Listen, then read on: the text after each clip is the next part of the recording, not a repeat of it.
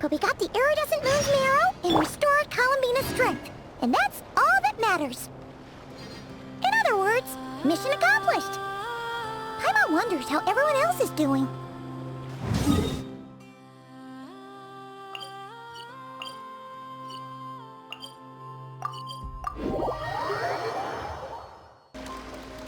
Exploration and Rev the engines!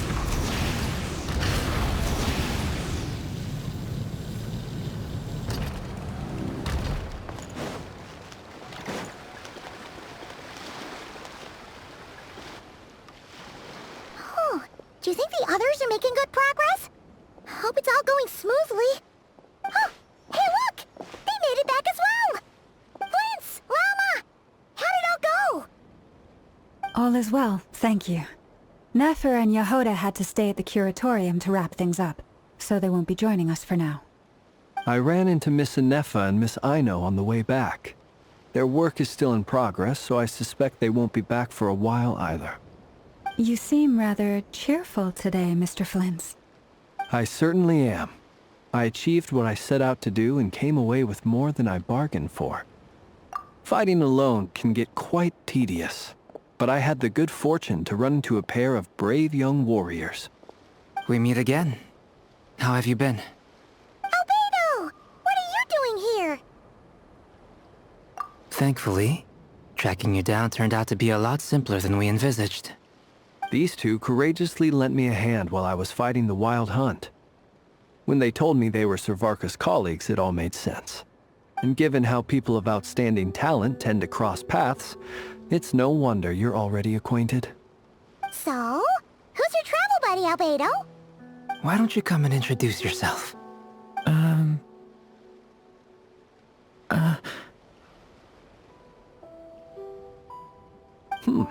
A gentleman of few words, I see. And a rather stern countenance. I presumed you were acquainted with him. Is that not the case? It's nice to meet you. Again. We've technically met before. Wait a sec! You're Minnie Durin! That's right. It's me. I'm glad to see you again. By the way, he says it's okay if you drop the mini. Yeah, I'm not as mini as I used to be. Interesting, isn't it? The first step towards blending into human society appears to be reflecting on whether one's name really reflects who they are. Wow! You look so different! In a good way, of course. It's great to see you looking so healthy. Thank you, Paimon. And although you're as mini as ever, I understand that diminutives don't always convey endearment. I'll be sure to simply call you Paimon, as a sign of my great respect for you. Wow! You're such a smooth talker now. Paimon could get used to this. From now on, you may refer to her as your esteemed guide, Paimon. Personally, I think our little Paimon is the perfect size. When people call her Little Paimon, it's just because she's so adorable that they can't help themselves. If that's not a sign of endearment, what is? You're absolutely right, Miss Llama.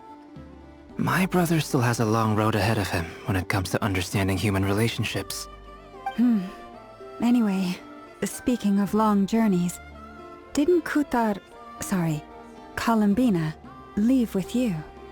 How come she isn't back yet? She's been catching up with old friends. Wouldn't be surprised if she stopped for a cup of tea, or 10, on the way back. Uh-oh. People are talking about me. Hope it's nothing negative.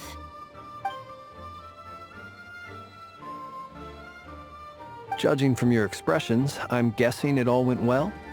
It's getting crowded here. I'll go grab some chairs. No need. This is a job for an alchemist.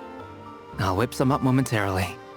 Thank you for your hospitality, ladies and gentlemen, but I was merely escorting my friends back. I'll be meeting Sandrone shortly, as we still have some things to discuss. It's been a pleasure, everyone.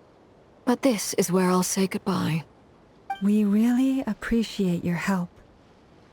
Oh, come on. Spare the formalities.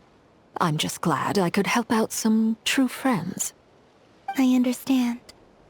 Well, bye for now, Harlequino. Oh, this place is hopping. It's probably a good thing one of us left. Otherwise, we might not fit all these people in. Are you saying we're about to run out of chairs? As a matter of fact, I am. Come on in and see for yourself.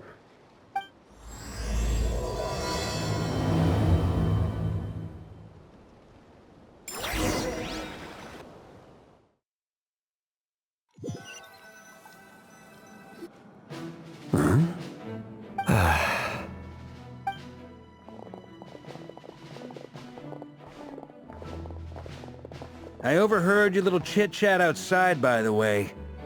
With Miss Columbina's colleague gone, we should be back to the original crew plus the other colleagues I brought in. Though, it looks like we have another new face. Someone else managed to rope in a colleague too? Frankly, you and Paimon are the only people I know here.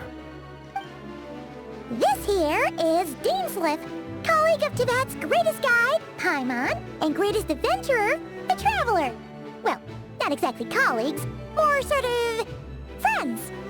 When someone else jumps in to do the announcing, you know you're speaking to someone important. Let's hear what he has to say. Note to self. Once Paimon knows your name, the rest of the world will soon follow. When he comes looking for us, it's usually something important. Paimon's guessing you've heard about the Wild Hunt, then. From the looks of it, you're about to hold a meeting. If I were to say that the Wild Hunt is our mutual enemy, would that earn me a seat at the table? As the saying goes, the enemy of my enemy is my friend. Mr. Dainsliff, there's a seat with your name on it. Though, I can't promise the same for everyone else. Hey, Albedo, think you can rustle up a couple more chairs? After all this time apart, Grandmaster Varka's first order is to rustle up a couple more chairs. I've missed this. Is he being sarcastic? Hey, he's your brother. Why are you asking us? I've still got a lot to learn about the nuances of human conversation. Trying to decipher Albedo's way of speaking has been like jumping in at the deep end. Oh, good point. Paimon gets you now. Don't sweat it. There are people who go their whole lives without getting the hang of it. You're ahead of the game already.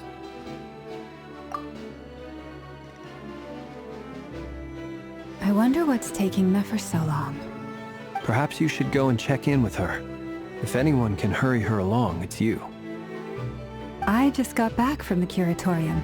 Besides, aren't you curious to see what's taking her so long?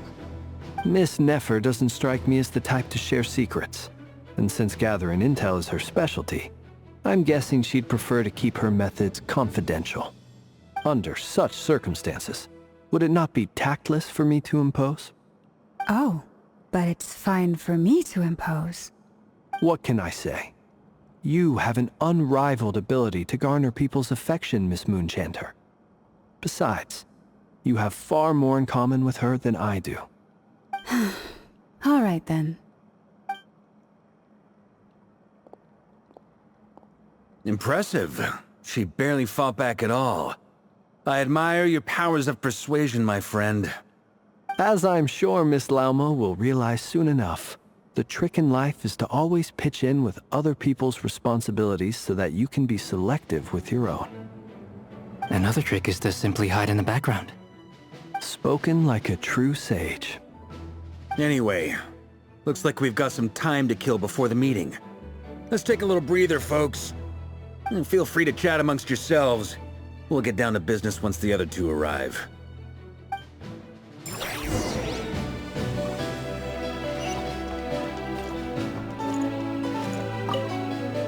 You're both awfully quiet. Why don't I start us off with an icebreaker? Much obliged. Have either of you ever had your portrait painted?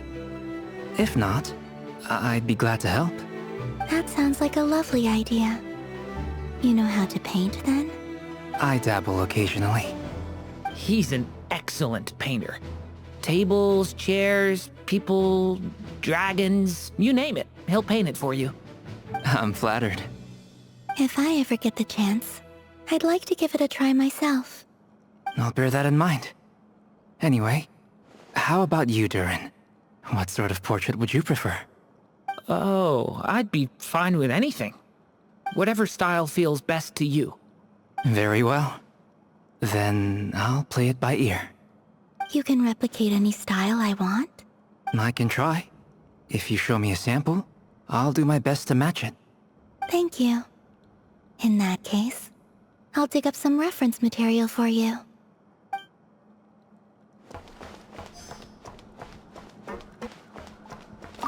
Truth be told, I can't remember the last time I was in a meeting with so many people. You're not alone there, my friend. The Lightkeepers also struggle to bring everyone together for a serious discussion. I don't doubt that. I've only ever met two Ratniki, one being you, and the other being that young guy, Itlua. Itlua is a good apple. I'll give him that. He's kind, honest, and regularly delivers supplies to my lighthouse. A true Ratnik to the core. In that sense, he puts me to shame. So you're what? A fake Ratnik? That's what it sounds like you're saying. But I get the feeling that's not quite what you meant. Come on, why the awkward silence? Sorry. I'm not even gonna bother trying to hide it. You've known all along, haven't you, my friend? Now that was an awkward silence. Let's just keep this between ourselves.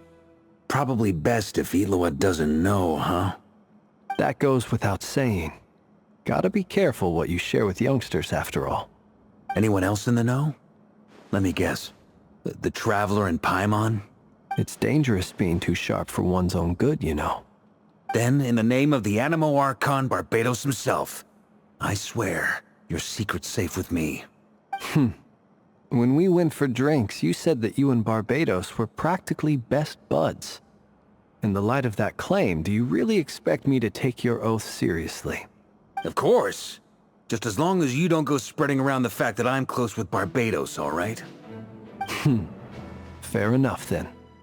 Nothing like a bit of mutual leverage to seal the bonds of friendship. Is there something you'd like to say to me? Yeah! For starters, why'd you just show up here without even giving us a heads up? If you think back to our previous interactions, you may recall that that's hardly out of character for me. You do have a point there. Oh yeah! You'll need to find somewhere to stay the night too, right? Want to tag along with us? You never know. We might get a group discount. Sure. Let's do that. Great! Paimon will handle it! And in return, we can get Dainslift to be our very own personal bodyguard. If that's what you had in mind, you should have said so sooner. I'd be happy to help. Oh, okay then. Paimon was only kidding, but good to know. Anyway, since we're all here together, we might as well watch each other's backs. That's just what friends do, right? Indeed. Thank you.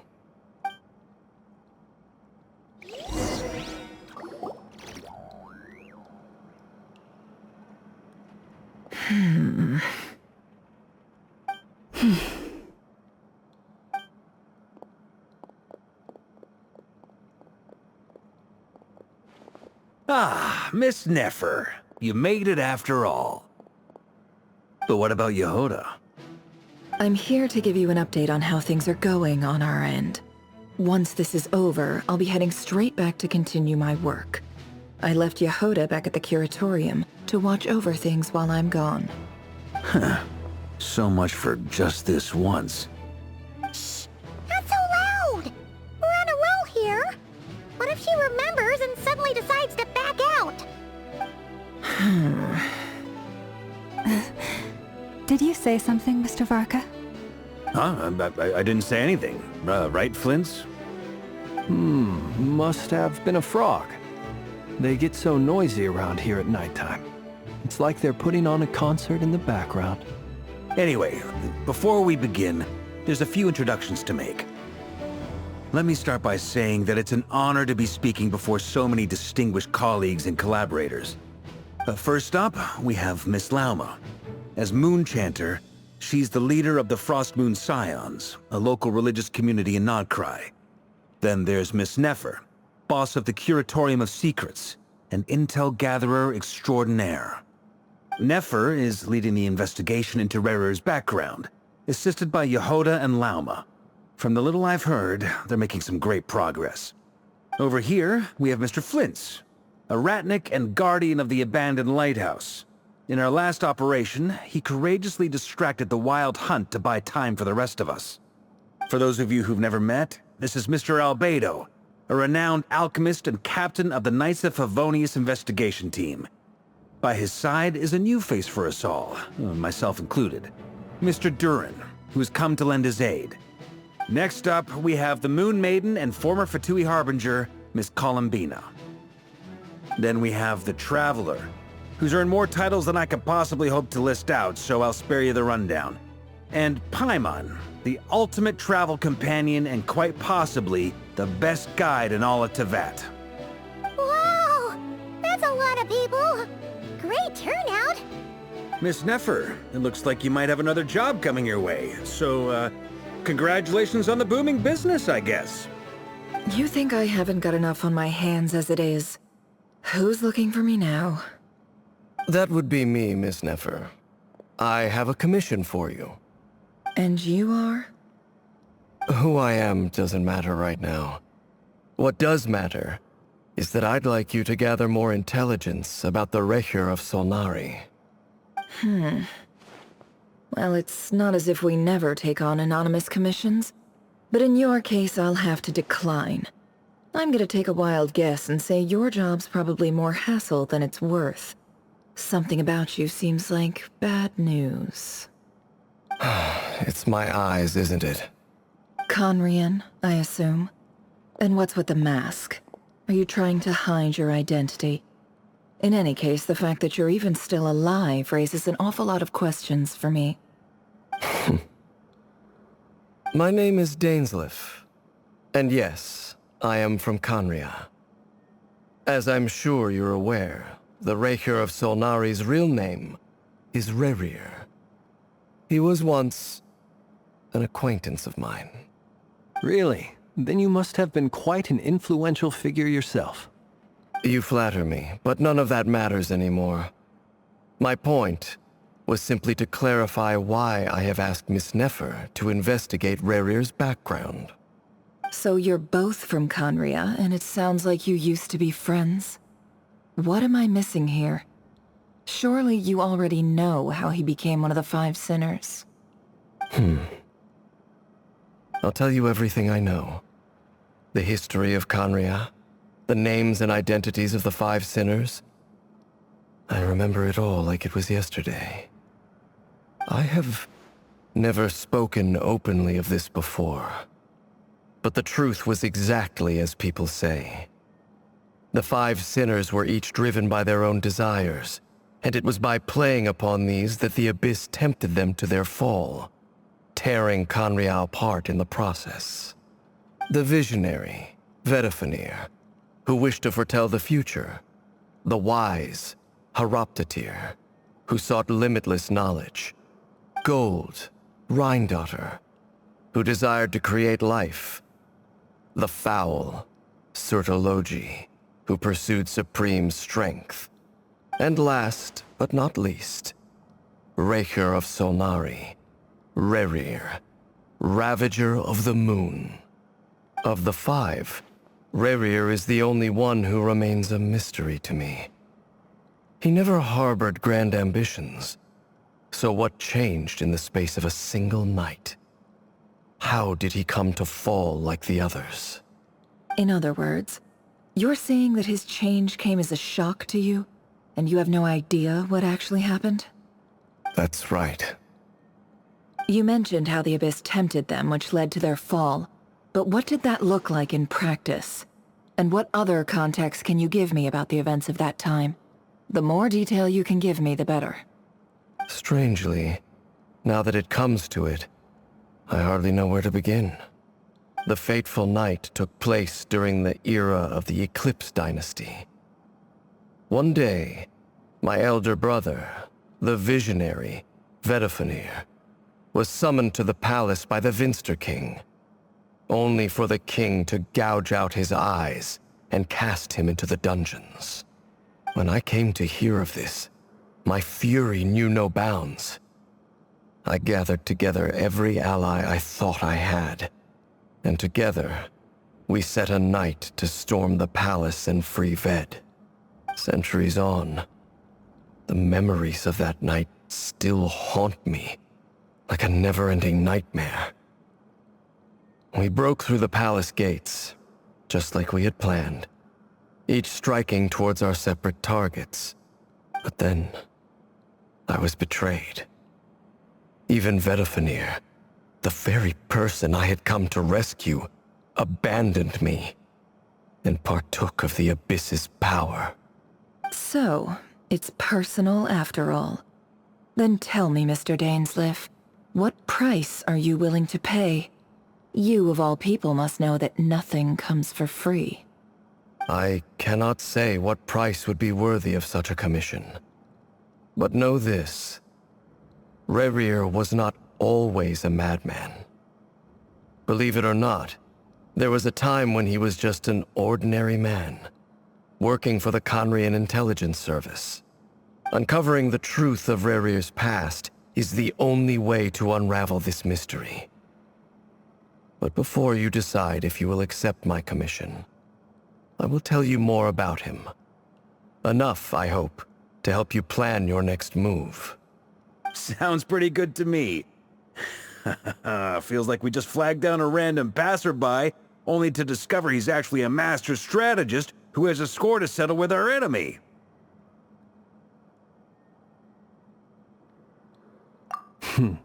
Can I borrow your halo? It could be useful in the lighthouse. Hey, enough with the wisecracks! Besides, isn't that lamp of yours bright enough already? Relax. It was meant to be a compliment. If that was a little over the top for your liking, I'll make sure to tone it down next time. I'll give your proposal some serious thought, Mr. Dainsleif. Let's speak in private once the meeting is over. Before that, there's a few things I'd like to share.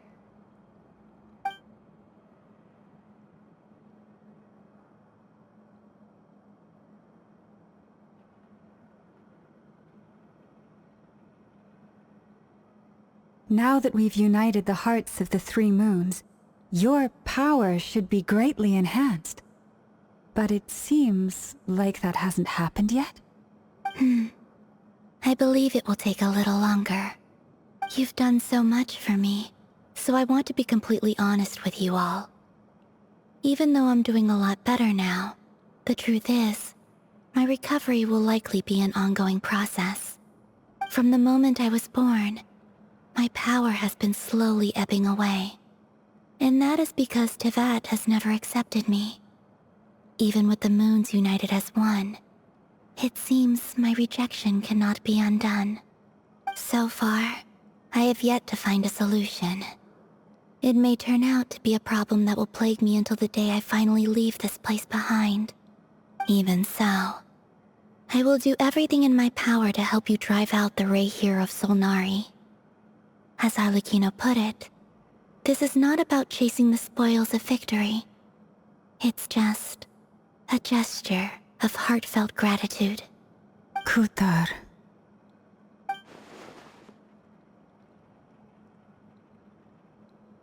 Defeating the Reihir of Solnari will be no easy task. While my strength slowly recovers, we'll also need to gather more intel. Naturally. We should take all the help we can get if we hope to defeat him. We've considered several viable plans now, but our choice hinges on the answers to a few key questions.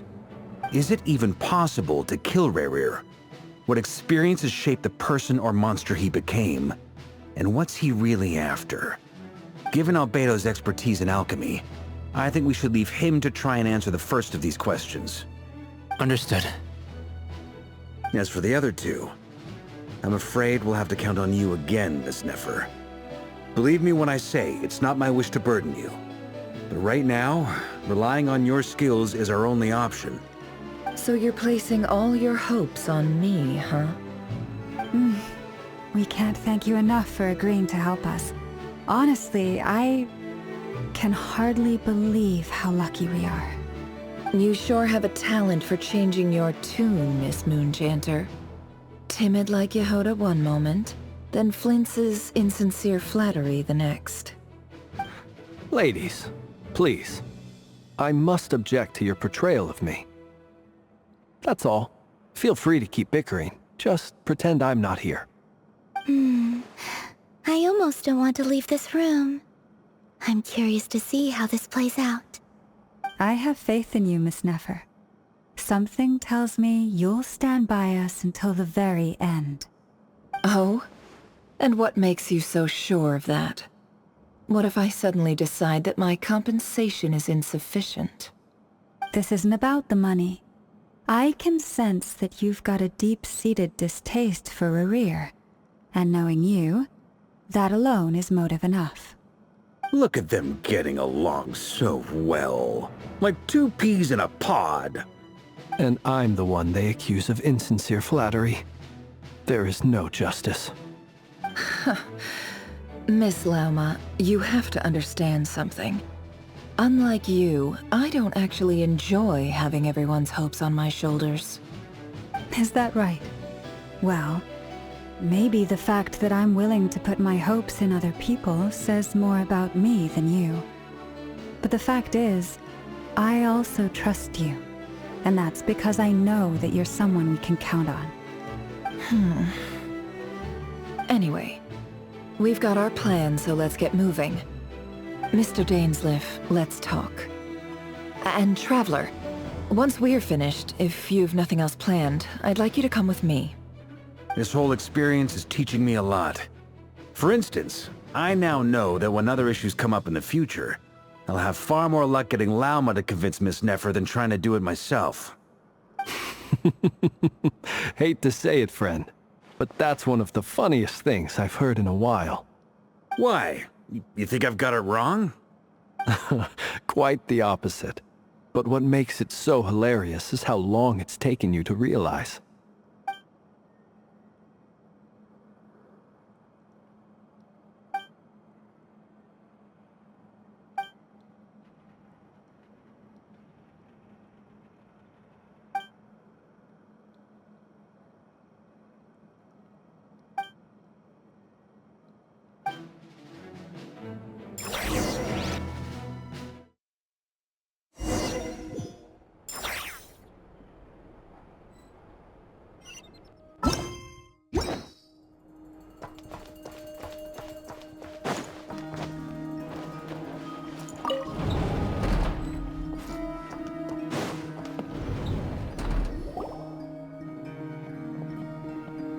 Thank you for waiting.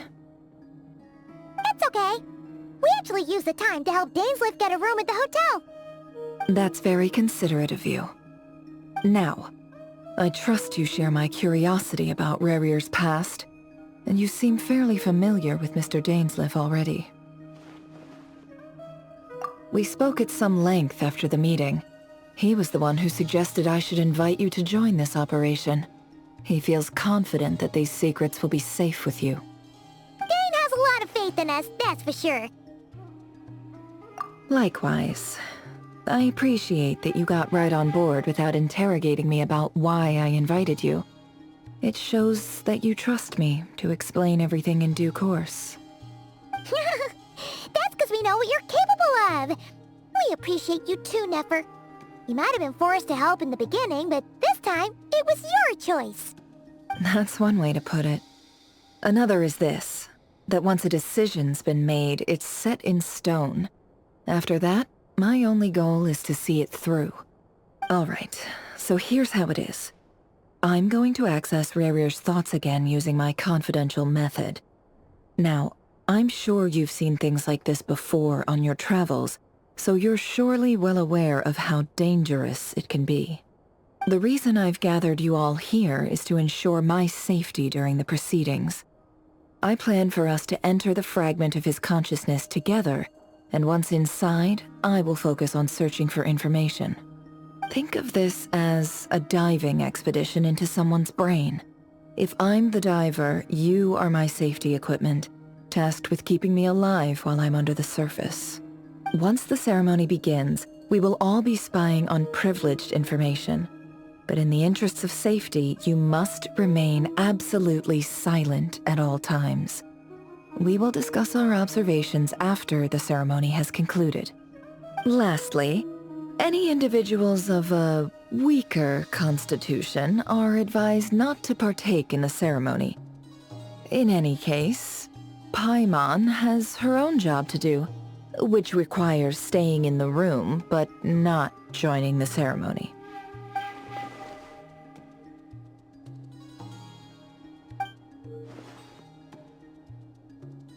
Well, good luck, everyone! Sounds like all Paimon can do is cross her fingers and root for you guys. There's a little more to it than that. I was being serious when I said you have a job to do. While the rest of us are inside Rarir's mind, it's imperative that we have a team member on the outside.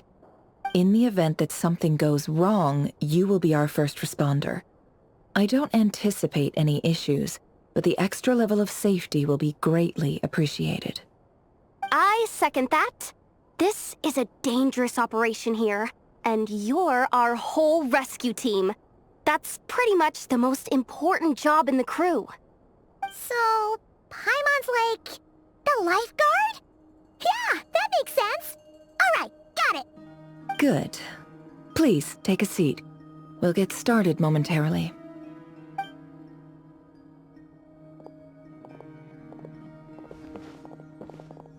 So, did Mr. Dainsleif tell you anything else?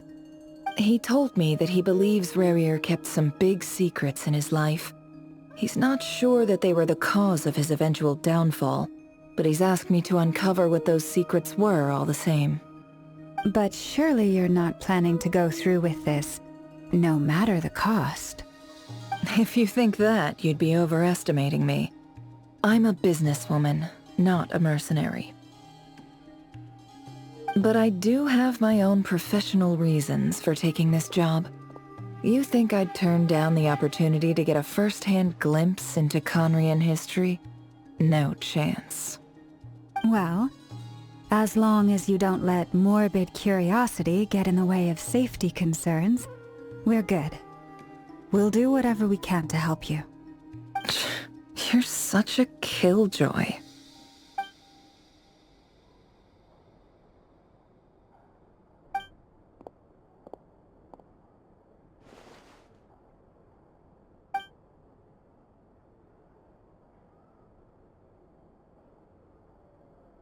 All right, I'm good to go.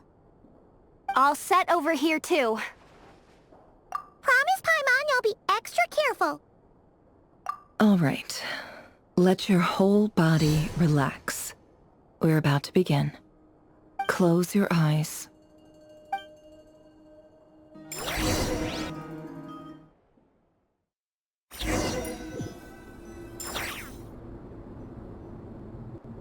Phew. Could this be his office? Pretty standard setup. Bookshelves, paperwork, files. According to Dainsleif, Rarir used to be an intelligence operative.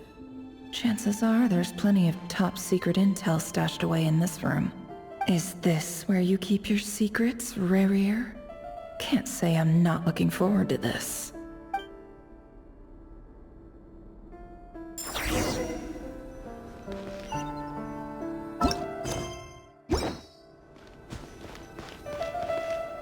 He looks even gloomier than last time.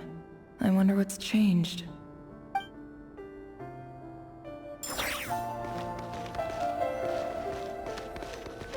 He looks even gloomier than last time.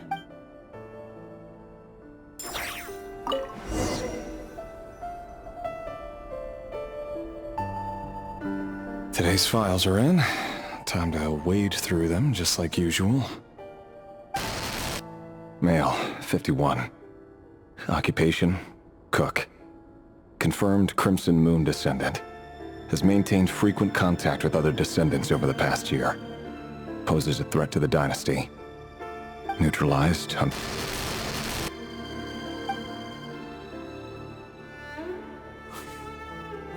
This one should be archived under purged targets.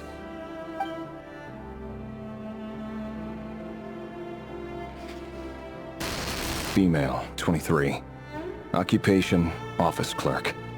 Confirmed Crimson Moon descendant. Has maintained frequent contact with other descendants over the past year. Poses a threat to the dynasty. Neutralized on...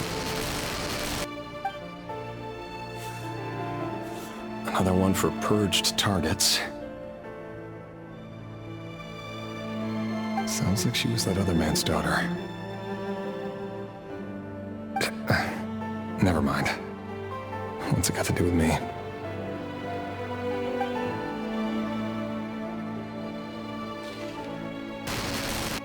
Male, 40. Occupation, teacher. Confirmed Crimson Moon descendant. Has been observed making contact with other descendants during the past year. Poses a threat to the dynasty. Neutralized on...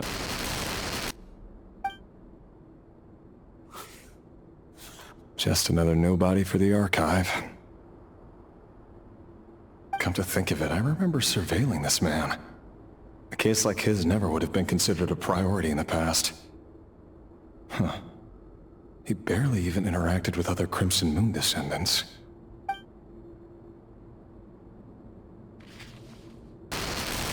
Female, 16. Occupation, none.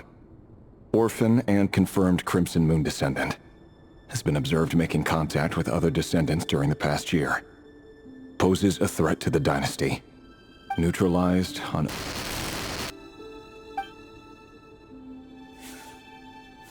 Filed. I have no recollection of this girl. None whatsoever. She doesn't seem to be anyone important, but then again, how many of them really are?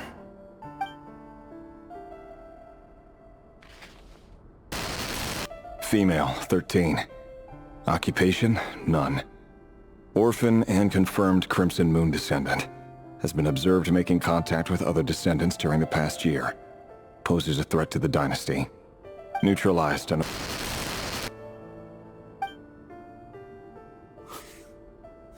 Filed.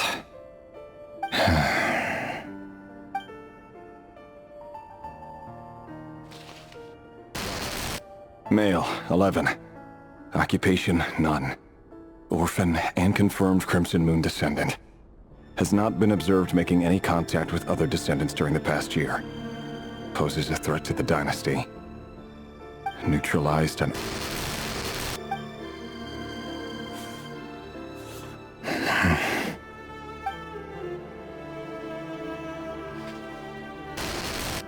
Male, 6. Occupation, none. Orphan and confirmed Crimson Moon descendant. Poses a threat to the dynasty.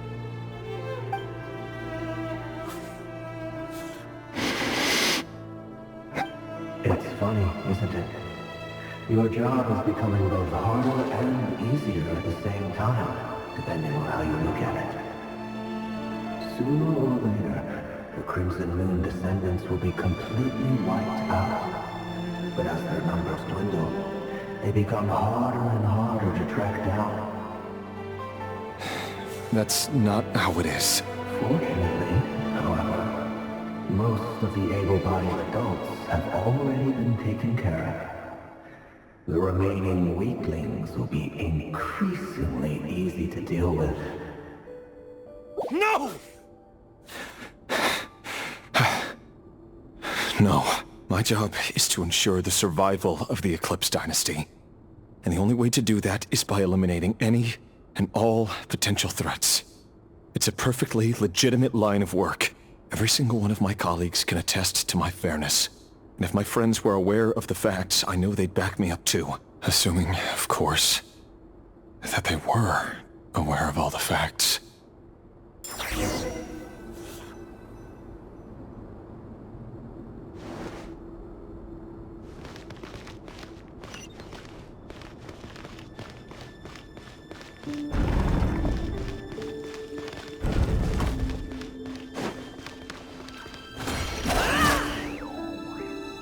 Vedifalnir.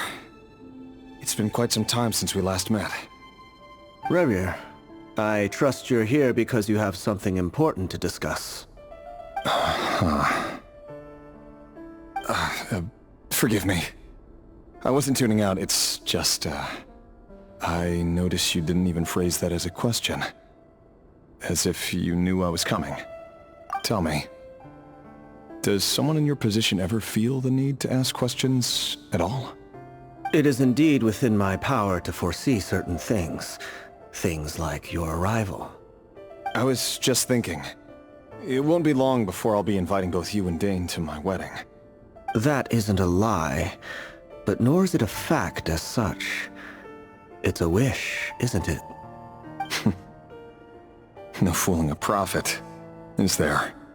Ever since that day we met for drinks, I knew it was only a matter of time before you came looking for me. Does it feel good? Knowing how the future will unfold. I'm afraid the notions of good and bad fail to capture the complexity of what such a power entails. Once you've seen what will come to pass, it can be all too easy to succumb to fear and melancholy. Unless, of course, you learn to abandon these feelings. You fear my silence, and long to hear the words I left unspoken that day. That's right. You must have noticed my reluctance to broach the subject. And the reason is simple. Because the truth could never have lived up to your hopes. For both our sakes, such words are better left unsaid. The burden of prophecy was never meant for your shoulders. So who exactly do you deem worthy to hear your prophecies? None but our exalted king? Or rather, our king as he once was.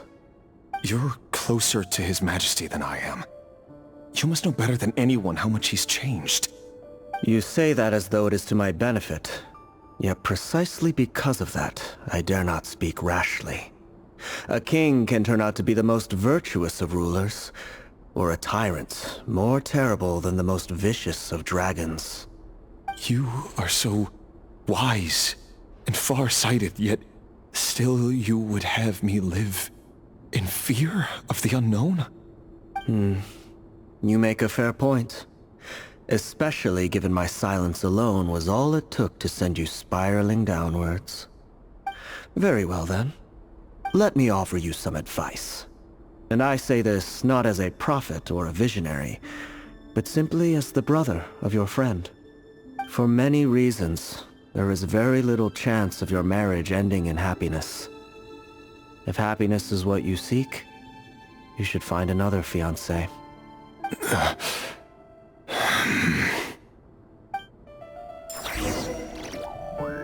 Hold on. There's that same black fog again. Could this memory belong to Thelindis? Guess I'd better tread carefully.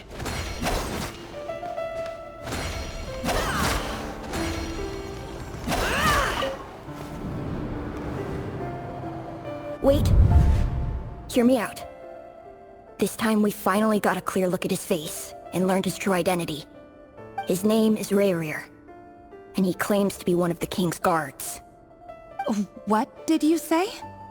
A cruel irony, isn't it? The man you're set to marry leads a double life as a brutal executioner. Why are you telling me all of this now? Simple. It's because I want you to kill him. You are the only person he would never suspect. No, absolutely not. I would never dream of doing such a despicable thing. So you'll just stand by and watch him slaughter us to the last? Do not forget that the blood of the Crimson Moon flows in your veins too. The blood of the Crimson Moon? What does that matter now? The dynasty has long been dead and gone.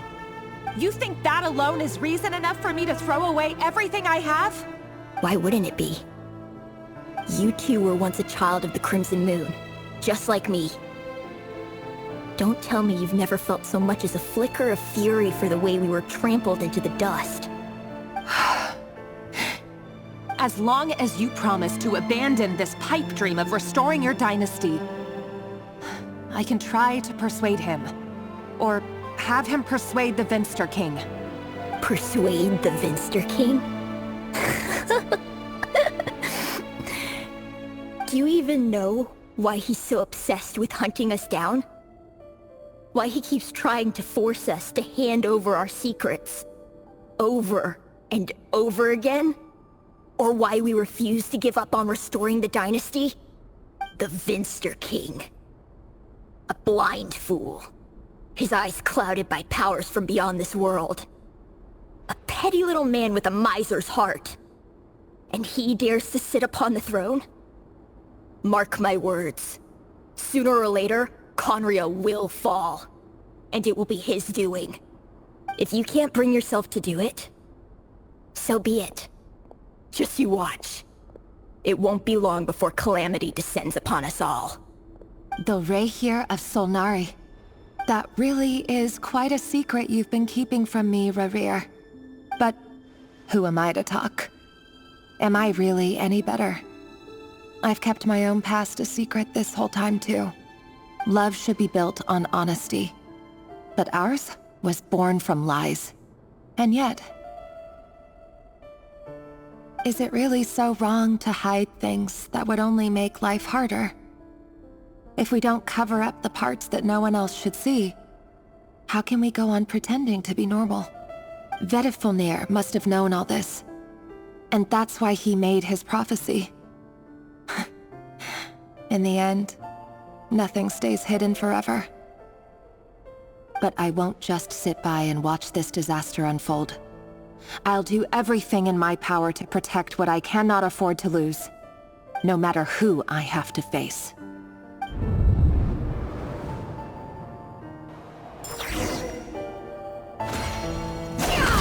Huh? Was that Rerir who just walked past the window? Doesn't it give you the chills that he still takes the same road to work every day, as if nothing ever happened? Those people at the deli. Enough already. They're clearly pretty taken by their own disguises, so just smile and play along. Pull the rug from under beasts like that, and you'll risk having your throat torn out. Deli? Oh. They're talking about those people from the opposition. Right. I'd almost forgotten they used to run a deli. People of no consequence always vanish so easily. And no one even remembers them.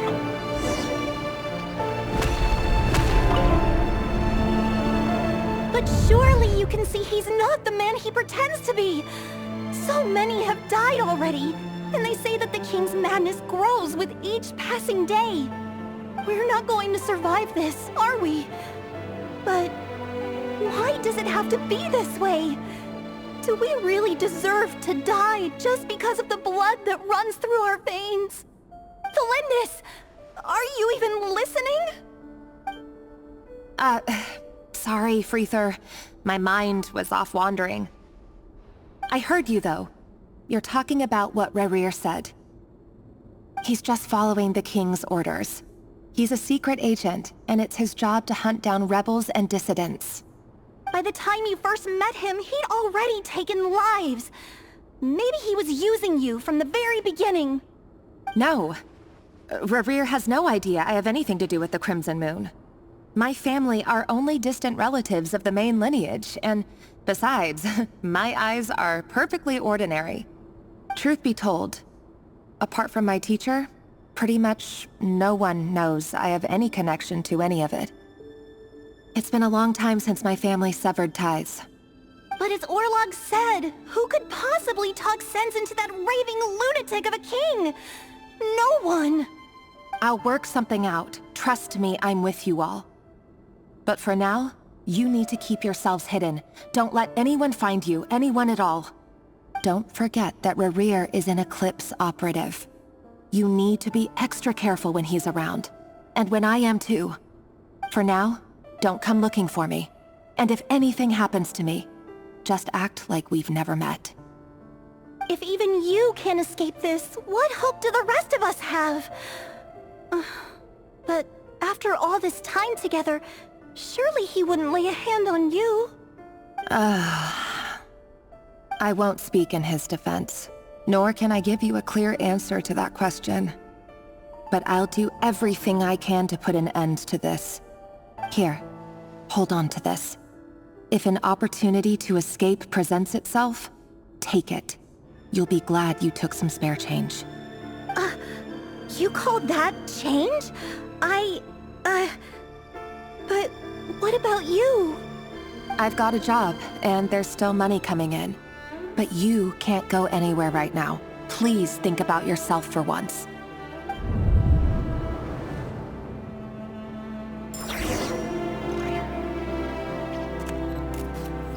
No more lies.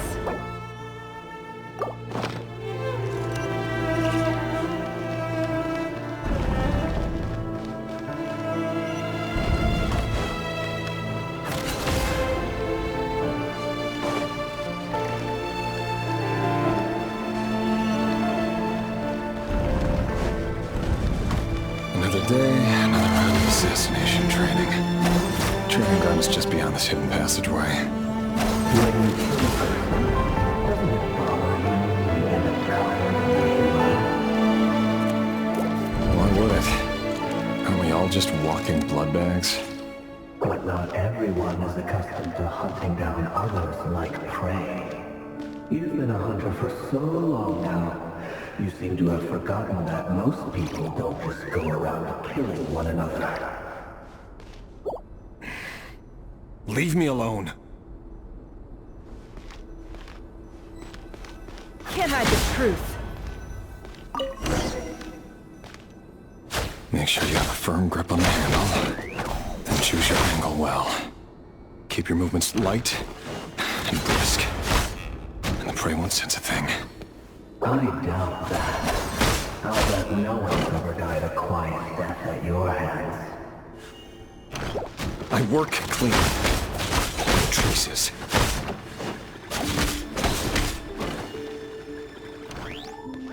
No more lies.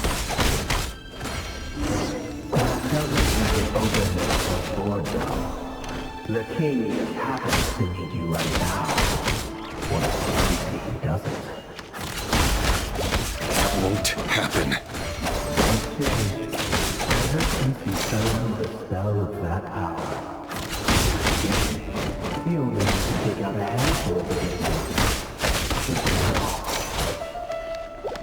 The ones I've dealt with have always been guilty, and I've carried out my work flawlessly.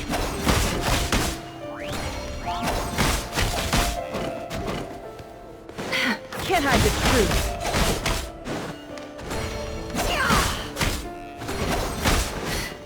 It all adds up.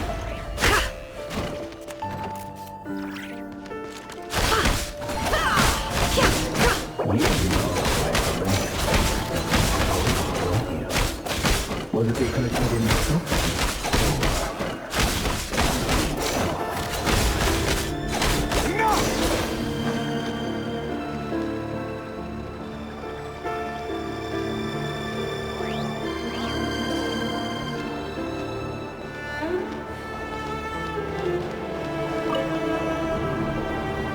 Delindis, do you still remember Orlog? Orlog? The boy who was pretending to sell flowers. You spoke for quite a while, didn't you? Yes, we did. What about him? He was arrested 2 days ago. Chances are he's already dead. He... I just don't get it! After everything he's done, why do you still stand by him? Or does it mean nothing to you that people keep dying? No, that's not... Just hear me out. I need to go now, Delindis. They're looking for us.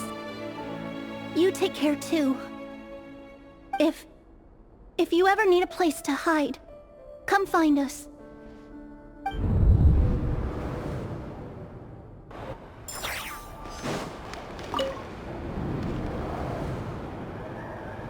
Author, Thelindis. Over the course of this week, the research object was subjected to interference for a total of 47 hours for experimental purposes.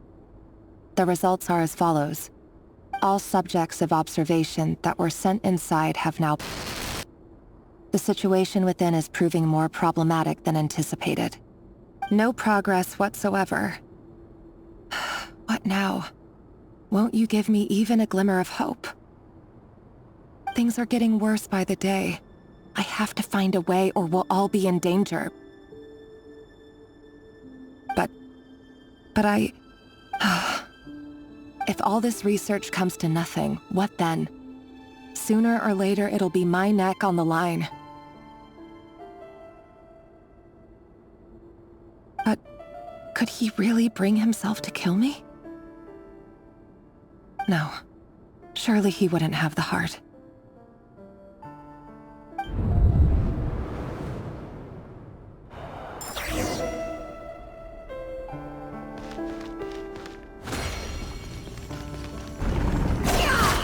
Can't hide the truth.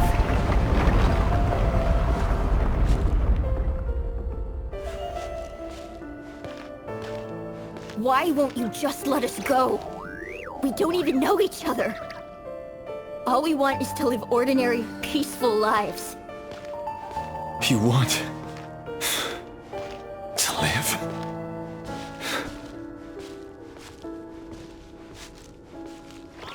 Yes. I just want to go on living. Is that really such an unforgivable crime?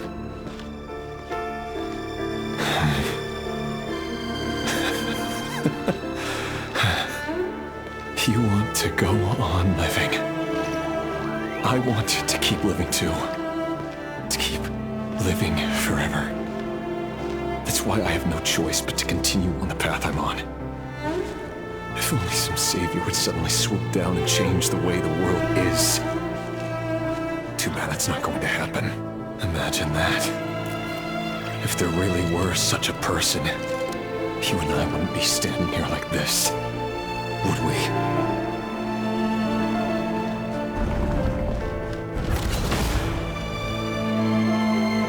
Today's files are in. Time to wade through them just like usual. No, I don't get tired of it. It's my job.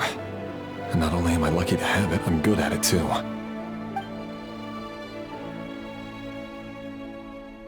Huh. Wait. That's... Thalindis? No. No! No! Why? But you bear no mark of the Crimson Moon. How could you possibly have anything to do with them? It cannot be! A diluted bloodline. Carefully concealed. I see it now. You've been living in the shadows just like me. What a fool I've been. Numbing myself with talk of justice. Even imagining my friends would back me up. But in the end, Irminsul. Finster King! How far are you going to take this? From the direct bloodline to secondary offshoots? And then what? Today it's the descendants of the Crimson Moon. Who will it be tomorrow? Will you not rest until everyone down here is dead? No. This cannot go on. This is where it ends.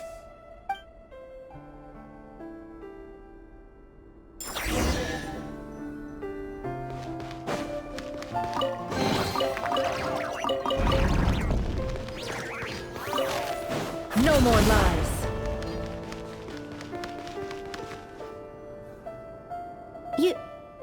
You're really letting me go? I am. As long as you can guarantee that no one will find you. Don't worry, I'll be extra careful.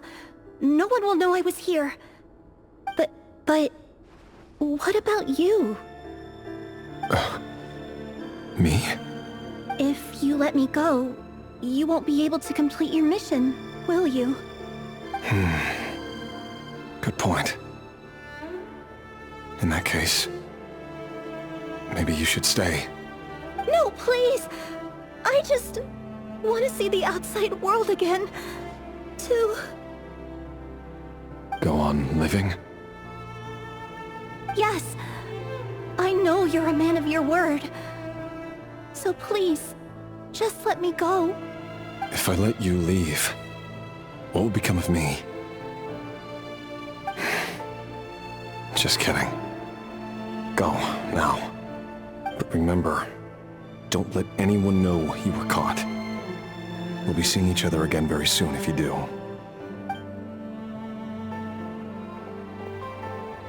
Even shadows in the dark must live by a code. But you can't save everyone. You've been whispering in my ear for days now, Vedifalnir. What are you trying to do? Break me down? I only say this because you long for an answer to your problems. Let her go, Rerir, or you risk losing everything. I will not abandon Thalindis. Then you'll need a little more vigilance and a lot more power. The world is changing, Rerir. Keep your eyes peeled for your moment of opportunity. That voice used to be so unclear. But now I know exactly whose it is. It's Vedifalnir. He won't tell me how to actually resolve any of this, but he keeps trying to manipulate me like a puppet. What's his game here? Tell me then. What will this moment of opportunity look like? And... no answer. He's like a ghost. Always disturbing me when I'm on edge, but never answering when I need him most. So, the Eclipse Dynasty was purging, well, massacring the descendants of the Crimson Moon. And it seems like it was all connected to the Vinster King's research. The King's obsession with abyssal power left the future of Khaenri'ah hanging in the balance. No wonder every aspect of Rerir's life was so unstable. And it looks like this Thalindis, Rerir's would-be fiancée, herself belonged to a sub-branch of the Crimson Moon Dynasty's descendants. It almost defies belief that a couple like them could hide the truth from each other for so long. If the Vinster King hadn't intervened in such a drastic way, they might have gone on deceiving each other for the rest of their lives. And why does Vedifalnir, Daneslif's older brother, keep talking in Rerir's head? This guy kept more secrets than I ever imagined. The human mind is like a vast desert of shifting sands. When you follow the flow of someone's memories, you only ever see the parts they're willing to let surface. Time for something a bit more creative. We've been inside Rerir's mind this whole time, building up a picture of his psyche. There's already enough clues on the board to start reading between the lines and mapping out the rest. Now, we can finally begin to put the pieces together. Sure, it'll only be a reconstruction, part simulation, part reasoning, but it's usually pretty accurate.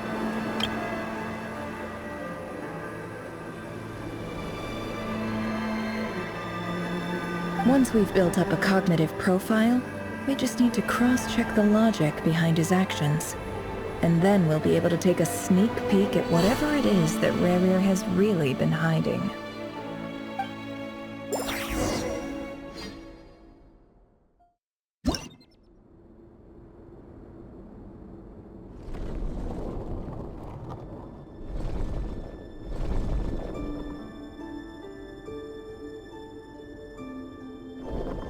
Rerir, are you there?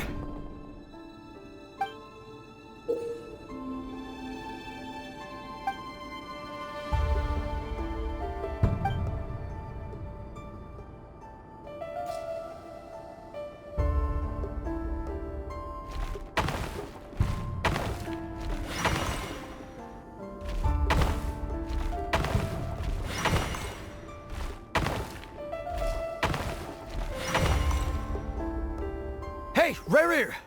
Come out, it's urgent! Dane? What's wrong? Quick, come with me. I'll explain everything once we've met up with the others. Okay, I'll come. But the Lindis is still over at the Universitas. I'll need to leave her a note. All right then, but make it quick. I've never seen Dane so worked up before. Whatever this is, it must be big trouble.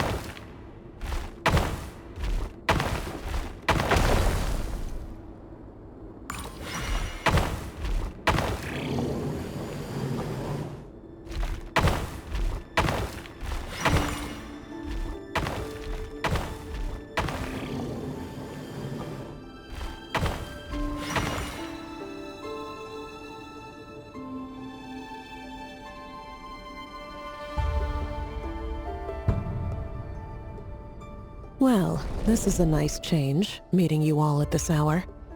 When men and women of ambition can speak face to face in broad daylight, I say that's a big step forward for our dear Conria. Don't be ridiculous. We do not fear the day. Why would we seek refuge in the night? You might ask your blade that same question. I'm told it prefers the cover of darkness. The word on the street is that Sir Elegy only strikes when he has an unfair advantage. But that is patently false. I see you're missing an arm and a leg. Surely only a fair fight could explain that. If this is your way of offering me replacement limbs, believe me, I'll take them. Oh, we can certainly discuss that. With bioalchemy, anything is possible. Assuming I have your full support in my research. Lunatic. Roptatir. What brings you here? Why, Dainsleif, of course. He invited me. Please, cast aside your apprehensions, Miss Rhindaughter. Whatever the rumors may say, I am but a humble servant of the king, and I can assure you he affords me no greater convenience than he does you. Well, the Universitas Magistrorum won't stop fawning over you, so at least some of the rumors must be true. You're clearly doing well for yourself, so drop the humble servant act. It endears you to no one. You're president of the Universitas Magistrorum, the chief royal mage known as the Wise by royal appointment, and by far the most favored among the 4 pillars of Conria.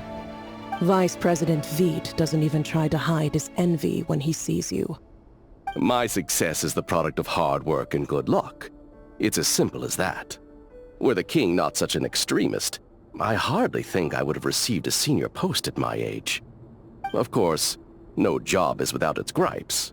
Serving a king like ours can be a challenging task, as I'm sure you can imagine. And as for Veit, in missing out on the presidency, he's dodged a mountain of stress. Like everything else in life, it comes with pros and cons. You're all here. I apologize for the short notice, but it was an emergency.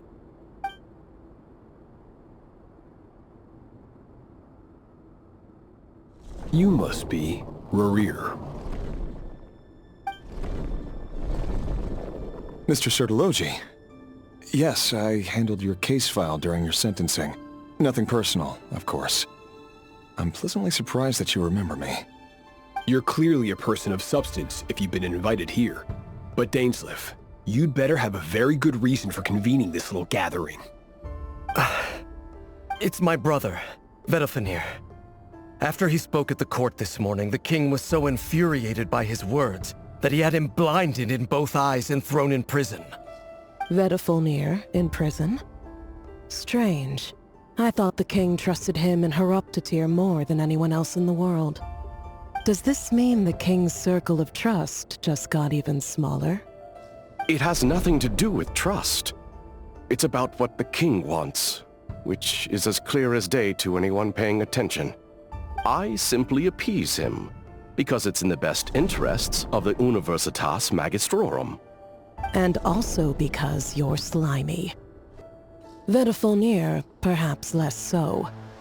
But still, a visionless visionary? It rather inclines me to think that qualifications are not what get you ahead in Conria. Do you honestly think this is an important discussion to be having right now? Dane, what are you planning to do? Rescue Vedalfenir, I assume. Correct. It will mean storming the palace by force. Tonight. I need all of you on my side. That's far too dangerous. And don't forget, Dainsleif, you're captain of the Royal Guard. You swore an oath to the throne. You've been planning this for a while, haven't you? I have no desire to commit treason. But whatever critique the king may have of Vedalfenir, disfiguring your most loyal subject for putting the best interests of his court and nation first, this is not the conduct of a wise ruler. My blade will force the king to see the error of his ways. So, Vedalfenir's prophecy enraged the king. I'm sure it wasn't what he wanted to hear, but if he won't take counsel even from the visionary, that is deeply troubling news. The extent of His Majesty's madness is now all too clear. The question is, how does a man like me get out of this situation unscathed? You have noble ambitions, Dane. But I'm afraid they don't do much for a guy like me. I'm not interested in saving the world. All I want is a letter of pardon. A letter of pardon? For whom? Thelindis? The chances of the Vinster King issuing a pardon for anyone connected to the Crimson Moon seem vanishingly slim.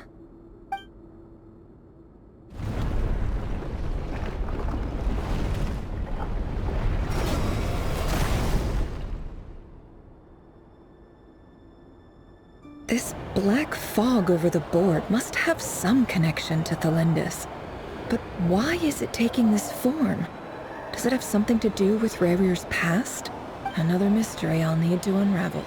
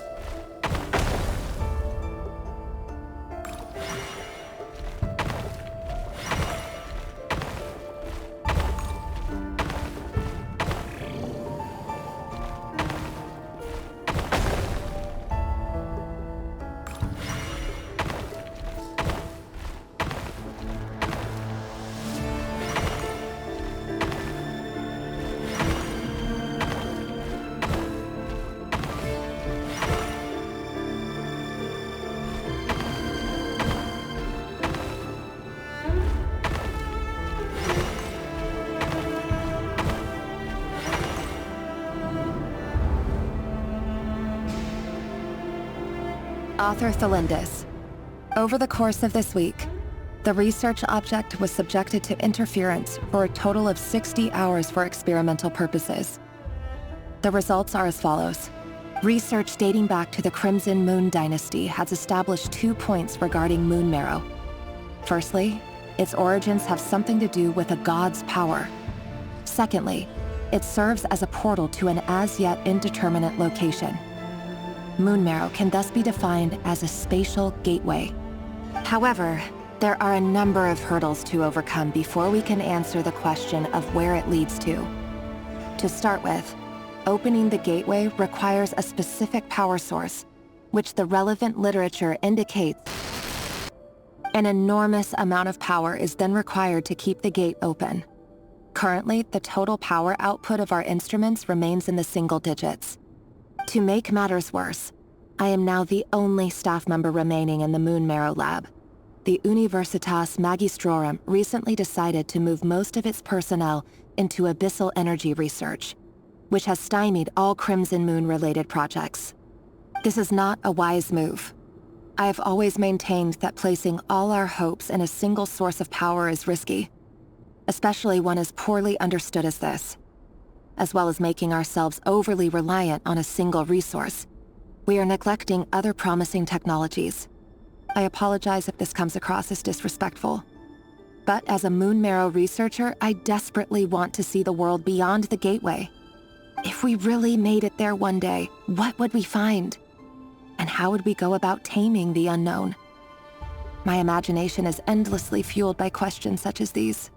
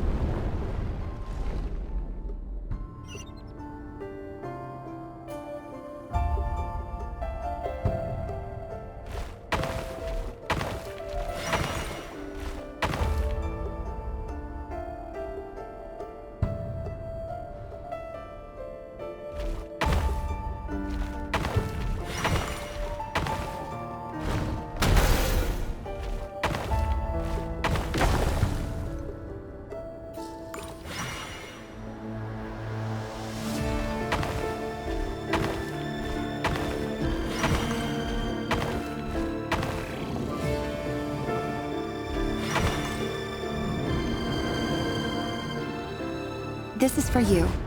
I heard you're gonna leave the city with your parents. Delindis, did you hear about what happened? I've heard nothing. Rerir got back very late last Friday, and he was acting a little unusual, but he slept pretty well, so I'm guessing whatever he did was a good deed. You never saw him, and I don't know what he did. And this conversation never happened. You understand? What if he finds out that you pried into his secrets? Don't be silly. I don't know what secrets he does or doesn't have. All I know is he's just a normal guy who happens to run some errands for the king. Are you scared of him? I don't know. The Rerir I know doesn't match the person you all describe. Logically, I should be scared of him. And yet, I don't want to lose him. But enough about that. You should get going, and be careful with the package I gave you. Keep it secret. Keep it safe. What's in it? A piece of the moon. All you need to know is that as long as you keep it safe, then in the future, everyone will be able to see a red moon. A red moon? You mean our moon? That's right. Our moon. Promise me you'll look after it. I promise, Delindis. The Crimson Moon bloodline will never die out. Its light, the color of blood, will become like a fire that flows in our veins, no matter how long it takes.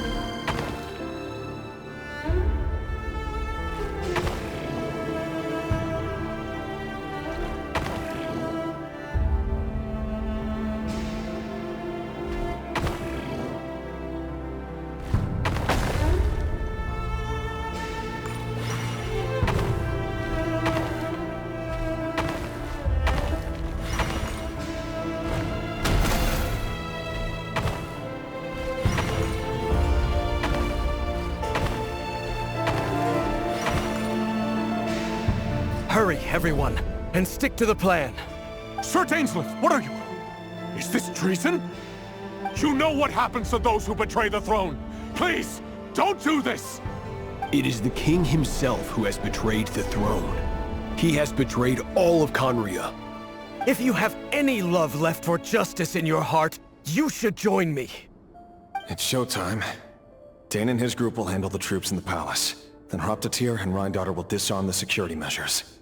My job is to enter the prison and rescue Vedifalnir. Stay safe. Wish me luck. Look after my brother. Draw your blade. It is time for justice to prevail.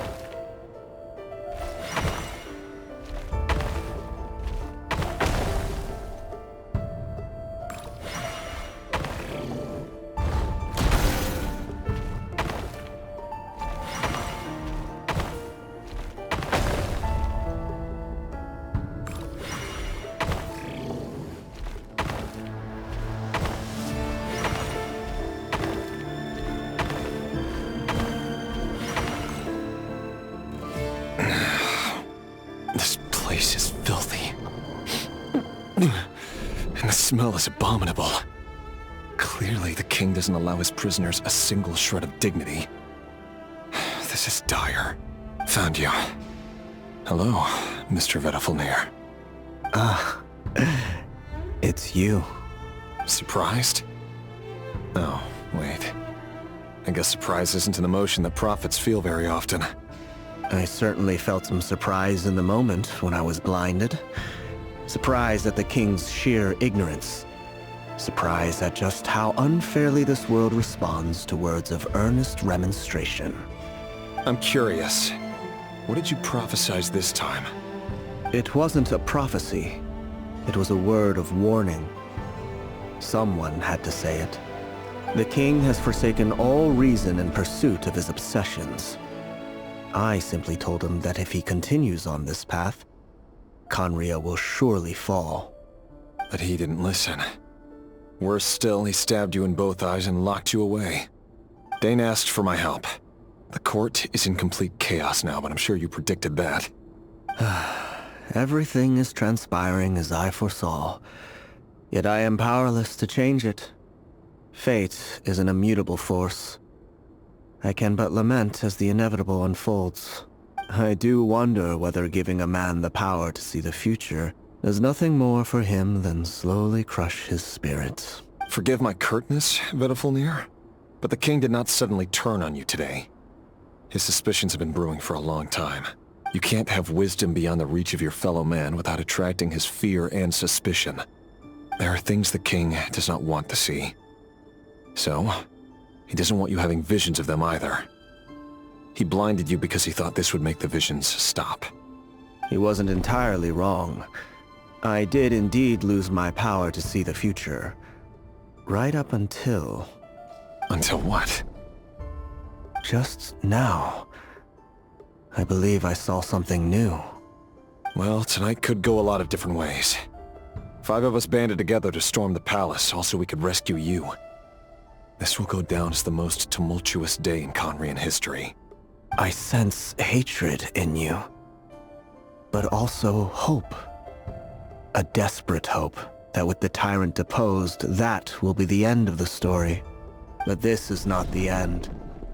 It is the beginning of a new chapter, in a whole new story. There are many men of honor and courage in this world, Rerir. But you are not one of them. You're not here for justice, are you? You're here for yourself. Is that a dagger? Interesting. Why not the polearm? It was always your weapon of choice. With your abilities, I don't doubt that you were able to recover some of your sight. But I also doubt that you want to make an enemy of me right now. Of course not. We're on the same side, aren't we? We could be. But I need you to be honest with me, Vedifalnir. At this point, you're my only hope for the future. You mean your future? With your beloved, Thalindis? Yes. And I know there are bigger things at stake here. A dynasty, a nation, maybe the entire world. But forgive me, I care first and foremost about myself. I can't abandon the one I love to save myself. I just can't do it. But you see a broader picture of the future than I. You see the solutions to the biggest problems of our age. So tell me, what is my solution? What's the answer? In matters of fate, answers are either right or wrong. What will be and what will not. Maybe you are willing to pay a certain price in the pursuit of happiness, but unfortunately, fate does not negotiate. That is the cruelest thing about fate. It is unmoved by your sacrifices. That can't be true. I know it's your voice that I keep hearing in my head, urging me to see how the world is changing, to seek more power, so I can protect the things I love. You show me disaster, but you won't show me how to avoid it? Why? Why are you doing all this? My voice. In your head.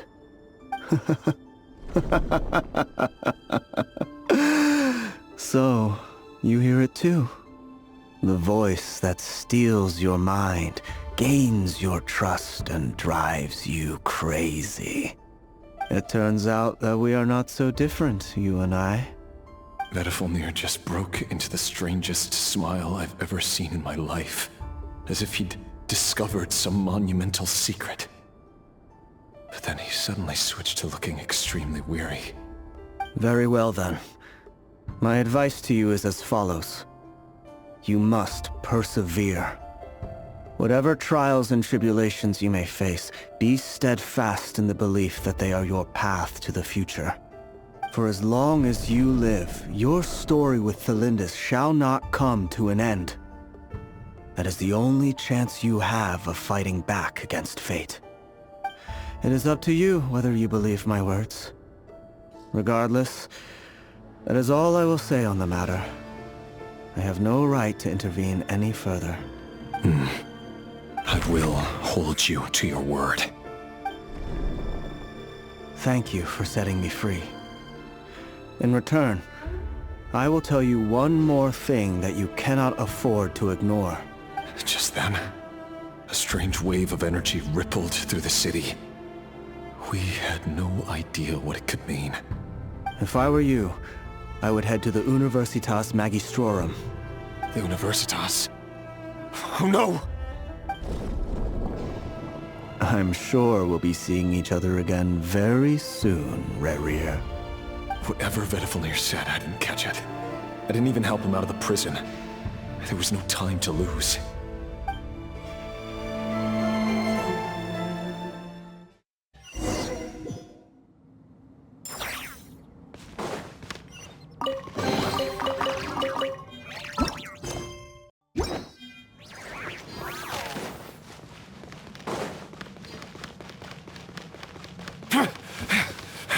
Monsters? Is this my daughter's doing? Or the Universitas Magistrorum? Out of my way!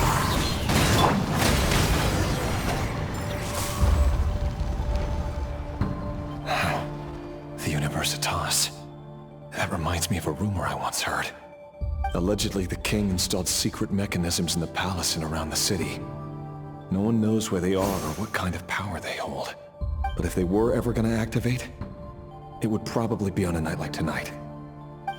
Help! Help! Hold on! Don't let them anywhere near you! Save me! I can't! Ah! That sounded like an explosion. So, the rumor is true? The king really went through with it? What other means does the king have at his disposal? They must run on power from the Abyss. And given it's a major center of Abyss research, anyone over at the Universitas will be in grave danger. I have to hurry!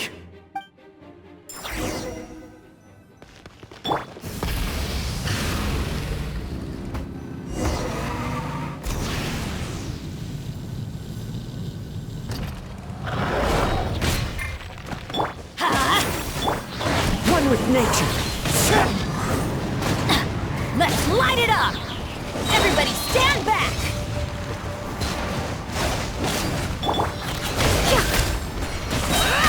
No more lies. Seek within. Light it up! Teamwork is strength!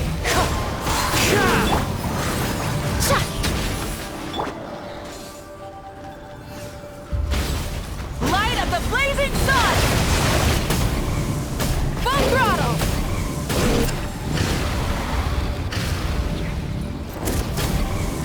I'm going in! Into the wind. It all adds up.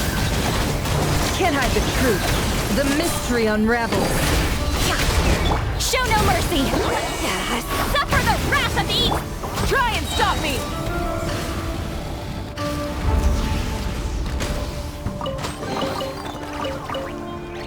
Try and stop me! It all adds up. Monsters! At the Universitas Magistrorum? Why now? Oh no! They're coming! It's no use. The table won't hold out much longer. The weapons. Where are the weapons? Of course. All the lab equipment was upgraded after the inspection last week, but the new weapons haven't been allocated yet. I'm done for. Is anyone there? I need help! Ah! Stay back! Please stay back! Please!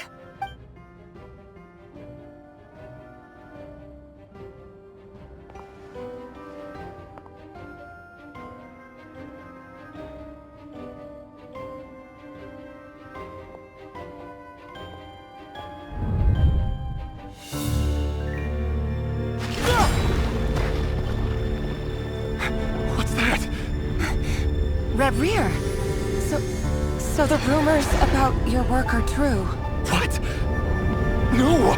Listen, something happened at the palace tonight. We have to leave! You don't need to lie to me anymore. What do you mean? I know why you're worried, and I will respect the decision you've made. But it's okay, because I found a solution. I know how to end all this. You can have it back. The normal life you so desire. But until then, I'm afraid our wedding will have to wait. Celindus? No, don't do it! Celindus! Celindus!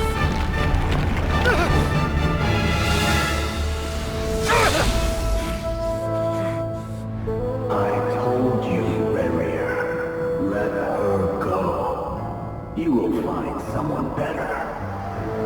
No, I won't do it! I have to save her! By what means exactly? A lonely pawn. You lack the power and the strength of will. Do you know a way?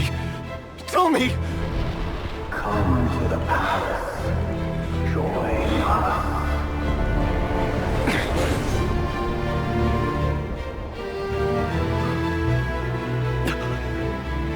Rerir, thank goodness we...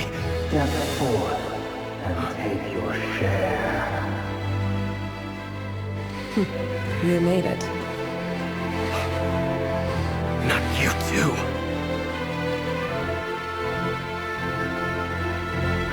Hatred or grief, despair, desire. We all have our own.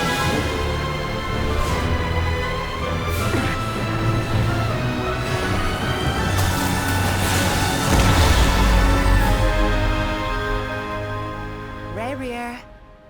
Rayrear. Flinders? Were you daydreaming?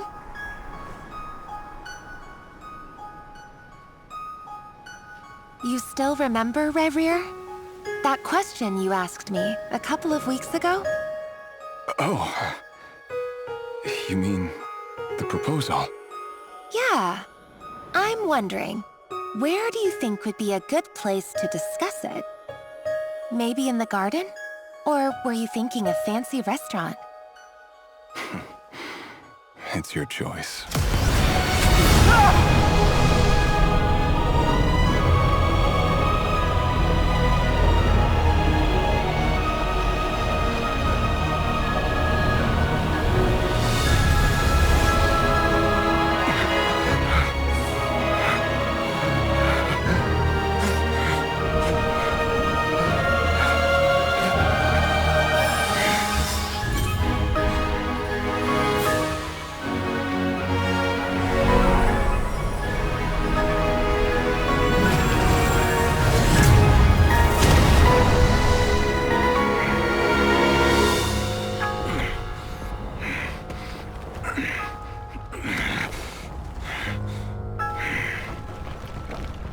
I will find you. And then, you can give me your answer.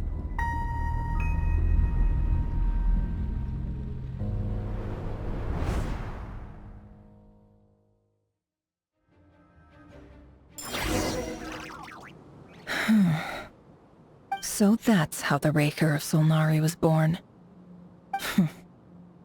A monster created by circumstance is a monster all the same. Viewing other people's thoughts for too long can get uncomfortable. Right now, I'm feeling a strong sense of loathing. In a nutshell, the story of Conria is what happens when the truth falls by the wayside. Everyone tells little white lies, and before long, you have a huge pack of lies that destroys everything. Time to get back. His past is filled with sorrow, but the tale of any fallen civilization is one of endless tragedy. Cruel as it may be, that was Conria's fate.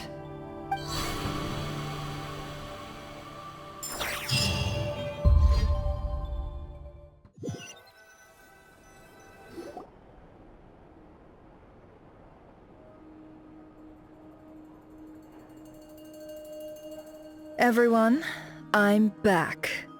Can I get a standing ovation? Never! How are you holding up? Feeling okay? She's fine. Boss is a pro. Yes, I'm fine. You will have seen the events of Rayrear's life through my thoughts. It's now clear that he is just a regular nobody, driven by personal tragedy, as he said himself. I mostly agree. There's only so much we can know about him from his memories alone, but they did give us a clear glimpse into his life in Conria. However, I would not consider Rayrear to be a nobody. He was deeply involved in the events of that era. Yet, when the catastrophe of a generation strikes, nobody is safe. Sounds to me like you're speaking in riddles again. Is this you urging me not to abandon the people of Nodcry in their hour of need? That's not what I meant. Although I do hope you choose to remain a part of the plan. Without you, the mission ahead will be all but impossible. Then try to remember that I respond better to the carrot than the stick. And I don't appreciate being bossed around. Now, as for you, Missy, you were excellent. You stuck to the rules of the ceremony and kept your mouth shut the entire time. Bravo. Cool! So, can you fill me in on the deets now? Most of what I saw went right over my head. Patience. You'll hear the whole story, don't you worry. But let's meet up with the others first. It will save me narrating it twice. Yehoda? Yes, boss! Let me get that door for ya. That's more like it. For a moment there, I was worried you'd forgotten about the first clause of your employment contract. Forgive my curiosity, but what does the first clause say? It says I gotta do the annoying stuff that boss is too lazy to do for herself. Like opening the door, pouring the tea, yada yada. Is that right? If something is in the contract, it's because she willingly agreed to it. Rest assured that the Curatorium abides by the very strictest of labor policies. You don't seriously think I'm cruel enough to treat her like my slave. In any case, I've hardly shied away from my share of the work today. Hope I don't catch Flintz and Varka lounging about in their chairs, enjoying a leisurely cup of tea. There's nothing I dislike more than other people enjoying themselves while I'm hard at work.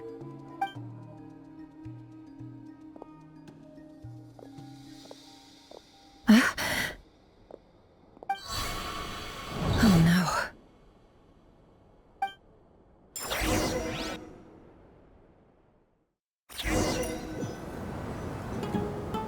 Sorry to disturb you, but we seem to have run into some trouble. Evidently so. Don't worry, I'm not about to leave you to fend for yourselves. I'm not that kind of boss. And it would go against the Curatorium's labor policy. I'm sorry? What did you hear me say? I wasn't talking about labor policy. Wait. How long have I been standing here? Not long. You just appeared by the door a moment ago.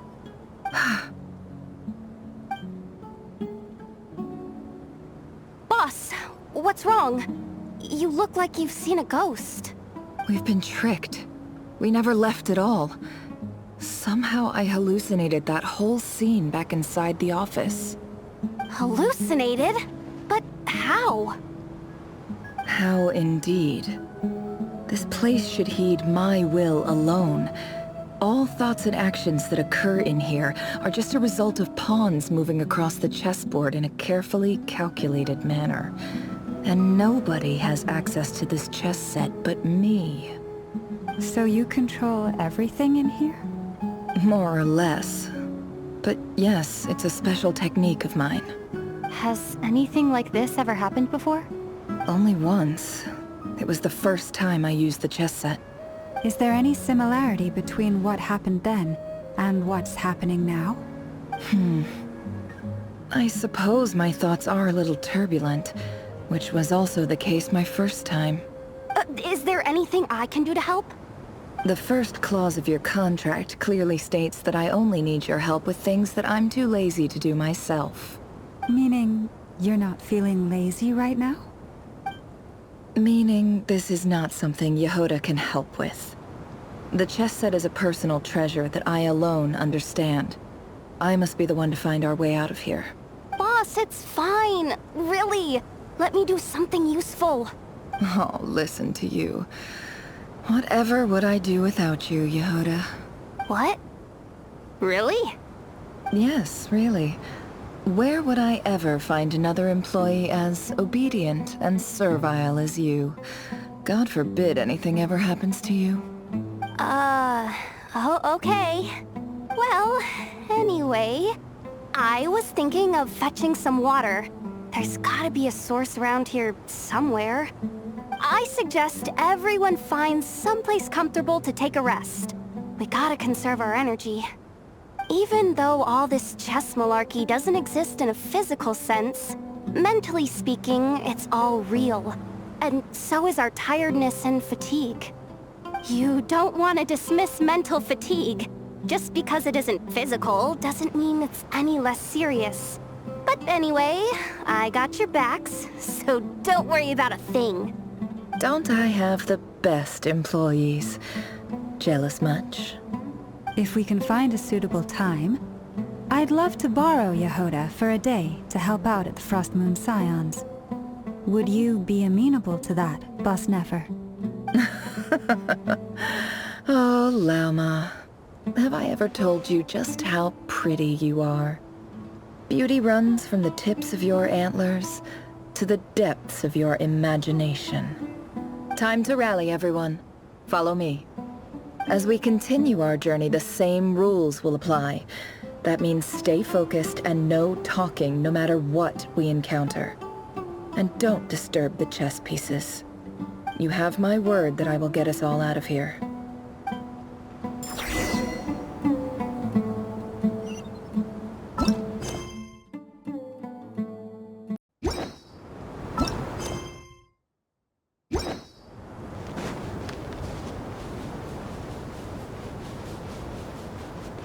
Can't hide the truth.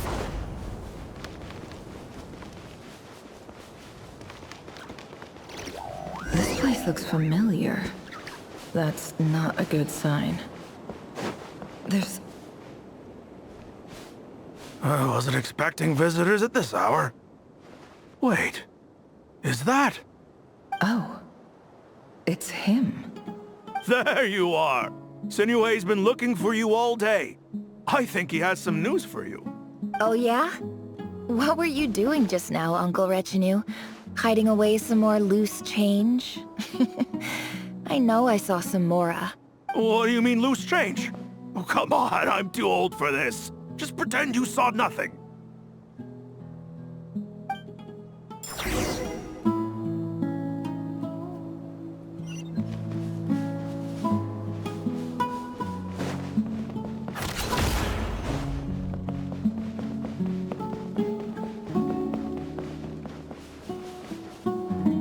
Hey, kid. Mind telling me what Sinuhe's been up to recently? I'm trying to get in his good books and I need a way in. Get in his good books? Why? What do you want with my dad, Uncle Apepi?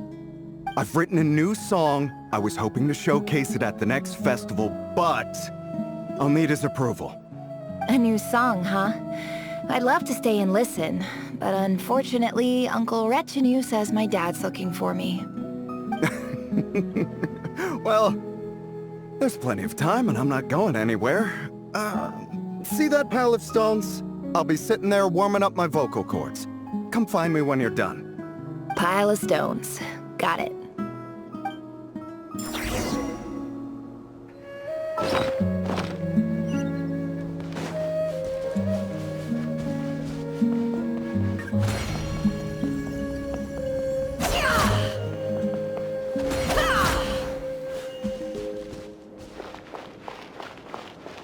Hi, Dad. Uncle Retinue said you were looking for me. Ah, there's my little princess. If you'd gotten back just a little sooner, you could have shared the spoils of war with me. Spoils of war?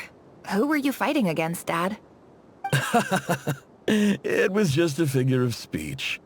The aftermath of a sandstorm is no time to be waging war.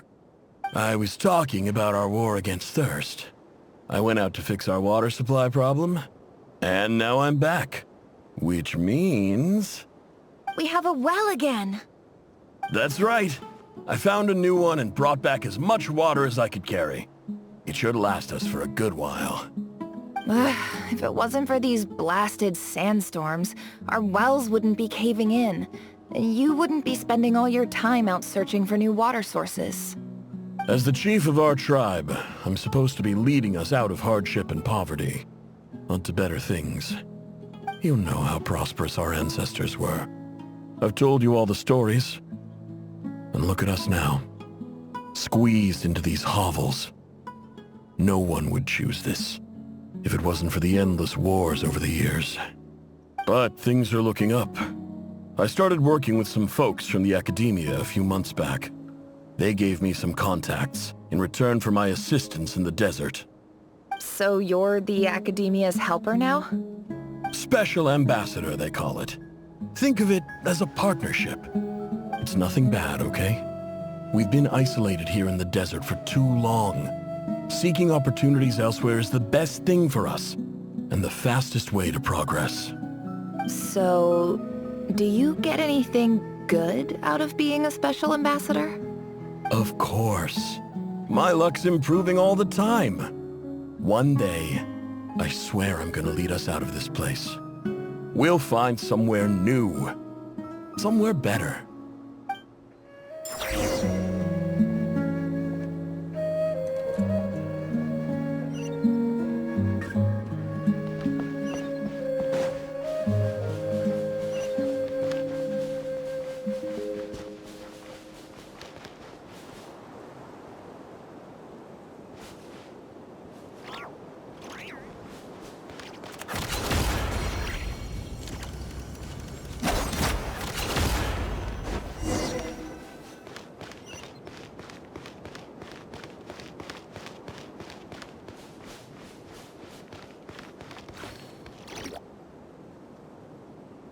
That's our well, and you know it!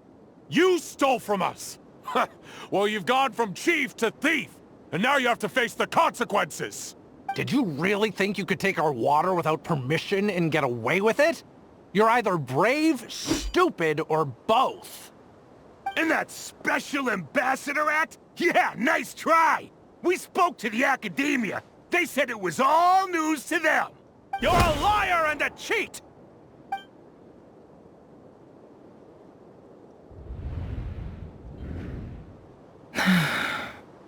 I heard Yehuda gasp, but I don't blame her. Most people are terrified by the sight of blood. Corpses strewn across the ground. The wounds are clearly from scimitars and daggers. The desert dwellers' weapons of choice. There's a handwritten note on the ground. Let's see what it says. Halil, this is Sinuhe, chief of the Shimti tribe. Surely you remember me. I was the one who helped you and your colleagues avoid the quicksand in the desert. This is my second time writing to you. I assume my last letter must have gotten lost in the mail, as I didn't receive a reply. I hope this one makes it to you safely. I'm writing to you because I need some help. That sandstorm the other day completely blocked up our well, forcing me to look for another water source in Iab and Unut territory. It was a matter of survival. Praise the gods. The well of the Iab tribe was intact. It was my last resort. I drew what water I could and left, but not without being spotted. I fear they will retaliate. You told me to write to you if I ever needed help. You said you'd be my ally in the Academia. I urgently need you to formally recognize my title of Special Ambassador and send some of your people to assist me for a few days. It's the only way I can convince them that this was the Academia's decision and prevent them from retaliating. This is an emergency. Please send help as soon as possible. Looks like this letter never got sent. The writer died a grisly death, and the letter was trampled into the ground. It's badly defaced. Some parts are barely legible. What a ridiculous lie the surviving Shimti tell. Their whole village was butchered over a sip of water.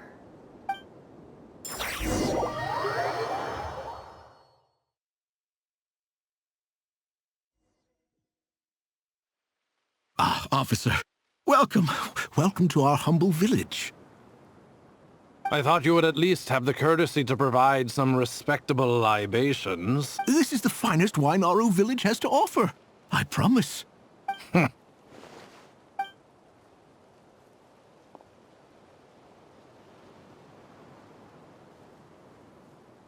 The Academia has agreed to reserve a single space for a candidate from your village.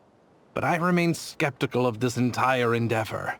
I highly doubt anyone in this desert possesses serious academic potential. Please, have faith. If not in us, then in our god. The child we found shows great promise. I beg you, take her away from this place. Give her a chance. Don't let her talent go to waste. I don't recognize her. New arrival? She showed up here a few days ago and we took her in. She's a really bright kid. Please help. I'm begging you. So, where are you from? Nowhere special. Just a sand dune. What about the rest of your family? How many of you are there? Just the one. It's only you? Correct. So, no brothers, no sisters, no mother or father? Any who have slept on a bed of sand, I call my brothers and my sisters. Apart from that, I have no family. All right. Get over here. Sign your name on the form.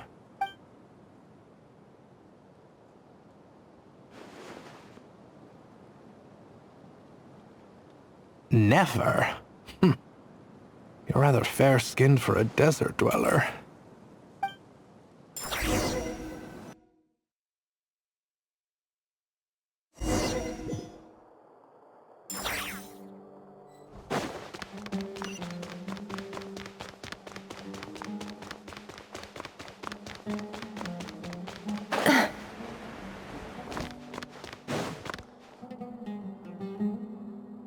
Nefer, this term's assignments have been issued already. Please read through the materials thoroughly, conduct your own additional research, and then write an essay on the topic. Yes, Professor, I'm aware. I just had a couple more questions I wanted to get your perspective on. Oh? Please, ask away. Well, I saw the other students' problem sheets, and I couldn't help but notice that my assignment is much easier than theirs. Do you really think I'm a weak student? A weak student? Goodness, no. Quite the opposite. You have a sharp mind. Almost too sharp. I think what you're saying is, a weak student wouldn't have noticed the discrepancy. And if they did, they certainly wouldn't complain about the lighter workload. You see, sharp as they come. You see things the way they are. And I'm sure you know why they're like that. Because of where I come from. Because I'm different. I'm sorry, Nefer. I don't like it any more than you do. It's just... Anyway, you said you had a couple of questions. What's the other one? I wanted to check. If someone sent me a letter to the academia, where do I go to collect it? Ah, your family wrote to you. As long as they put your name on the envelope, someone should hand it right to you. Not exactly. It's not even a recent letter. I was just curious where the mail would end up if no one collects it. The House of Dana, I expect. I know there's a box for unclaimed mail somewhere in there, probably sitting on a shelf. Whatever you're looking for, that'd be the place to start. Okay, got it. Thank you, Professor. Oh, don't mention it. Honestly, I feel like I failed you. I'm supposed to be your teacher, but I haven't taught you anything. Hey, don't say that. You're a great teacher, and you do your best for all your students. But the rules are the rules. You're not allowed to teach students like me. It's not just the academia either. The whole world bends over backwards for the successful, and leaves the losers to suffer and die. Oh, my dear child. Don't tell me you've given up on life already. I haven't. I just think that if you want to make it in this world, you have to find a way to become successful.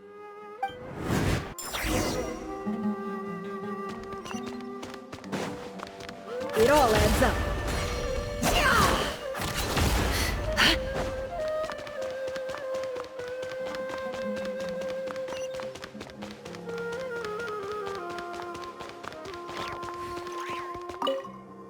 This must be it. A big cardboard box full of unclaimed mail. And probably some letters that ended up here by mistake, too. Let's take a look.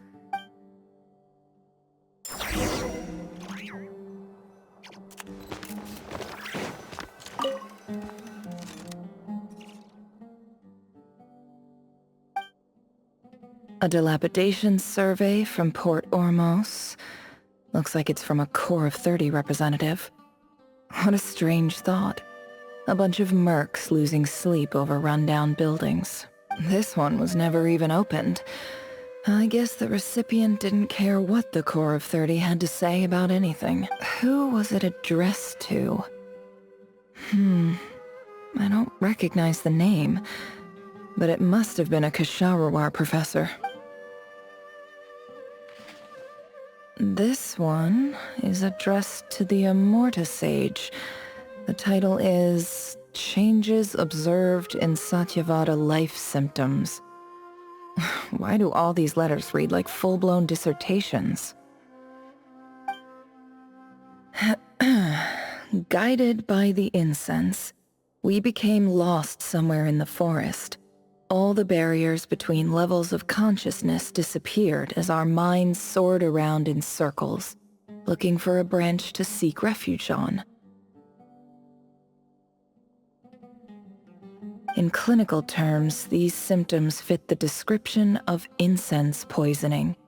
The Immorta Darshan strictly prohibits the use of hallucinogenic substances, but I believe there are still people getting away with it. For example, my neighbor who always breaks out into song and dance after using incense. This seems like something the academia would want to know about. Why wasn't it collected? Wait, what's this written on the back? It's so small. The note says, "The sender authored this letter while under the influence of mushrooms. I would send it back, but no return address was provided. Stamped by the Grand Conservator of the House of Dana."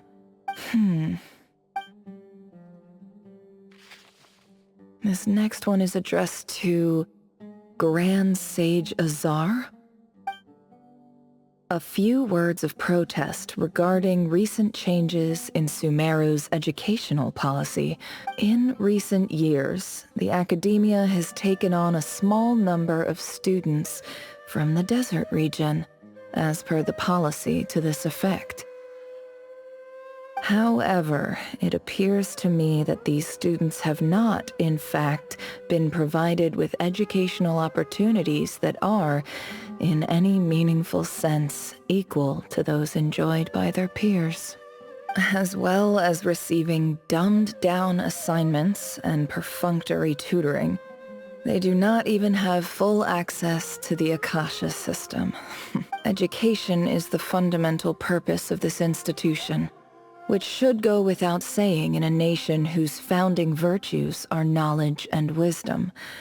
I ask you, is the lip service we pay to the policy of education for desert students truly the standard of pedagogy to which the academia aspires? As Grand Sage, policy decisions are your prerogative, but do not forget your roots. You and I were once students too, as was everyone else in this institution. I do hope you will give some serious attention to this matter. I encourage you to discuss issues like this with myself and others, and listen to some alternative opinions. Great letter. Shame it didn't get to where it needed to go. And the sender is... Sage Cyrus of Spantamad. I didn't realize anyone else even knew how bad students like me have it in this place. So this is where letters from the Sage of Spantamad end up? Nice one, Grand Sage. Really enlightened leadership. Whatever. This isn't what I came here for. Moving on. I'm not exactly holding out hope that a letter sent from the desert would even make it here. But if it did, where else would it end up if not in this box? I can't believe how much discarded mail there is. Must have been years since someone last went through it all. And this is just one box. The whole House of Dana is boxes on shelves. I don't believe for 1 second that any human being has sat down and read through all the documents in this place. Who has that much free time on their hands?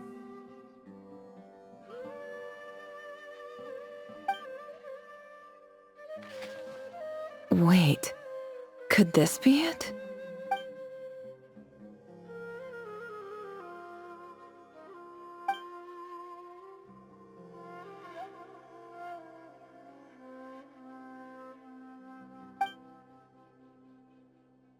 Greetings, Halil. My name is Sinuhe, chief of the Shimti tribe. I was the one who came to you and your colleague's aid when you ran into trouble in the Great Red Sand. I don't know how well you remember it now, but I brought you to safety and gave you some water and other supplies. You seemed very pleased and told me your name. In my tribe, learning a person's true name is serious business, and I therefore see you all as friends. You were kind enough to leave your contact details, so we could stay in touch.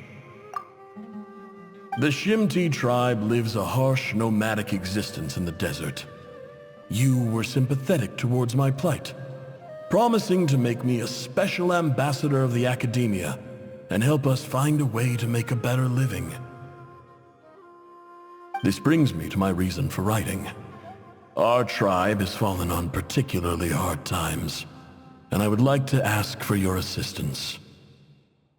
There was a terrible sandstorm a few days ago, which blocked up the well in our land.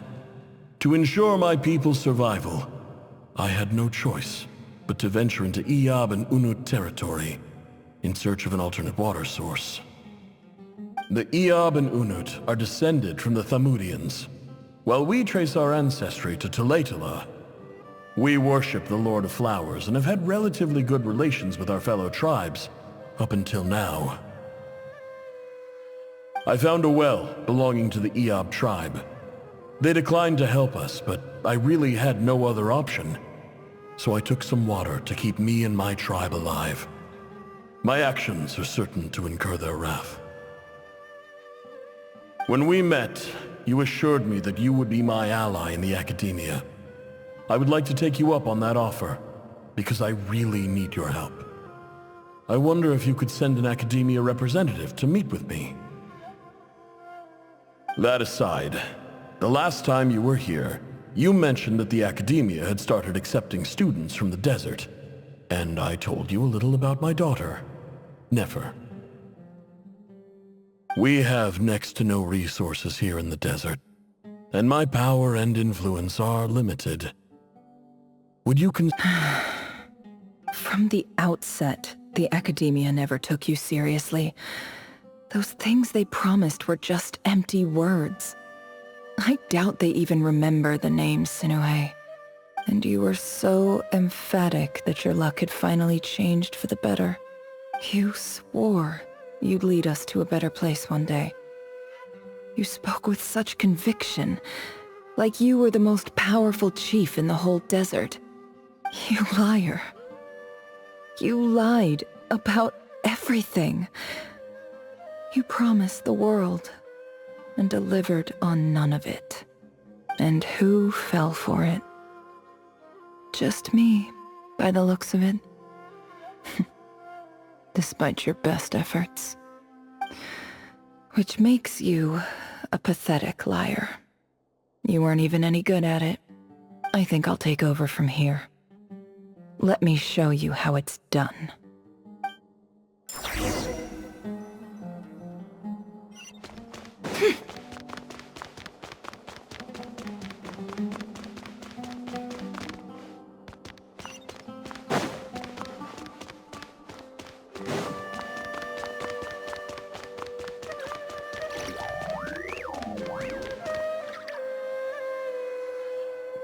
I just came to say goodbye.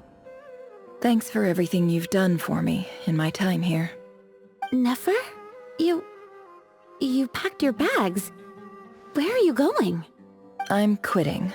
Something's come up in my hometown. Gonna head back and deal with it. Huh? But this was a hard-won opportunity for you. You know that better than I do. It was. But it doesn't matter. I have more important things to deal with and they can't wait. Oh, and I didn't want to overfill my bags, so I left some incense on your desk. What's wrong? I thought you liked incense. Although, I did read somewhere in the House of Dana that it has hallucinogenic effects. Don't use it all at once, alright?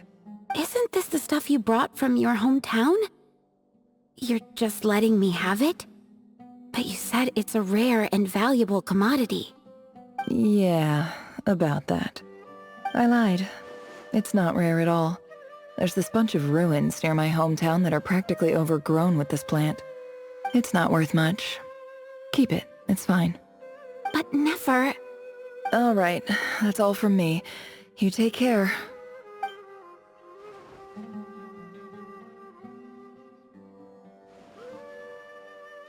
Don't forget me, okay? I mean, we're more than just classmates, right? We're friends. Yeah, I'll remember you. I lied again. That incense is worth a fortune, and it's a rare find even in those ruins. And as for remembering her, I have far too much to do when I get back. No time to reminisce. I'll be lucky if I even make it through this alive. But either way, I expect I'll forget you pretty quickly.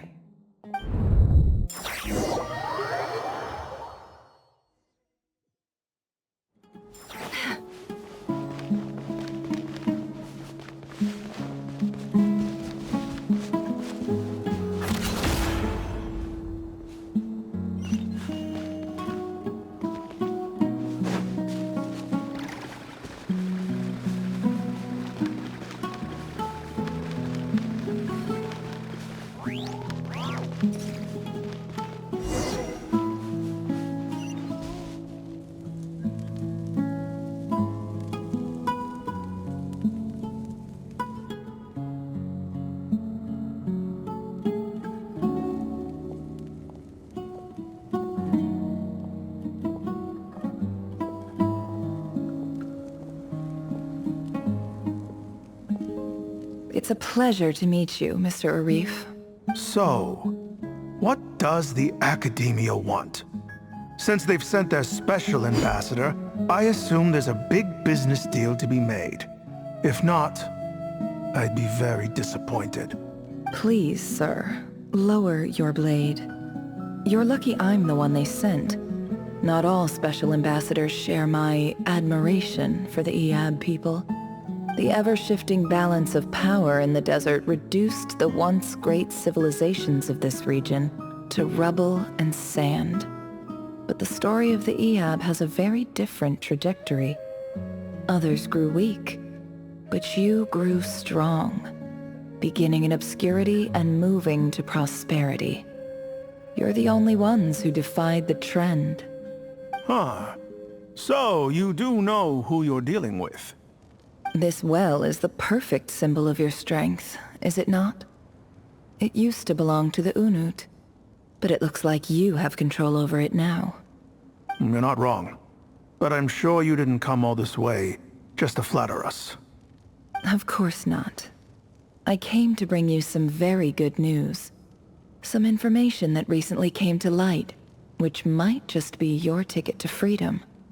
Records uncovered by the Vahumana Darshan show that a certain well currently under Iab control is built on top of some ancient ruins. These ruins are of great archaeological interest to the Academia. I checked the map carefully on my way over here, and I'm confident that this is the well in question. The Academia is offering 50 million mora in return for excavation rights. 50 million? No, wait. If these ruins are as important as you say, 50 million's a little low, don't you think? Don't get greedy, Iab. We know far more than you think. We know that you seized this well by force. Wasn't that the first step in your rise to power? To drive away the Unut and steal their water supply? So what if it was?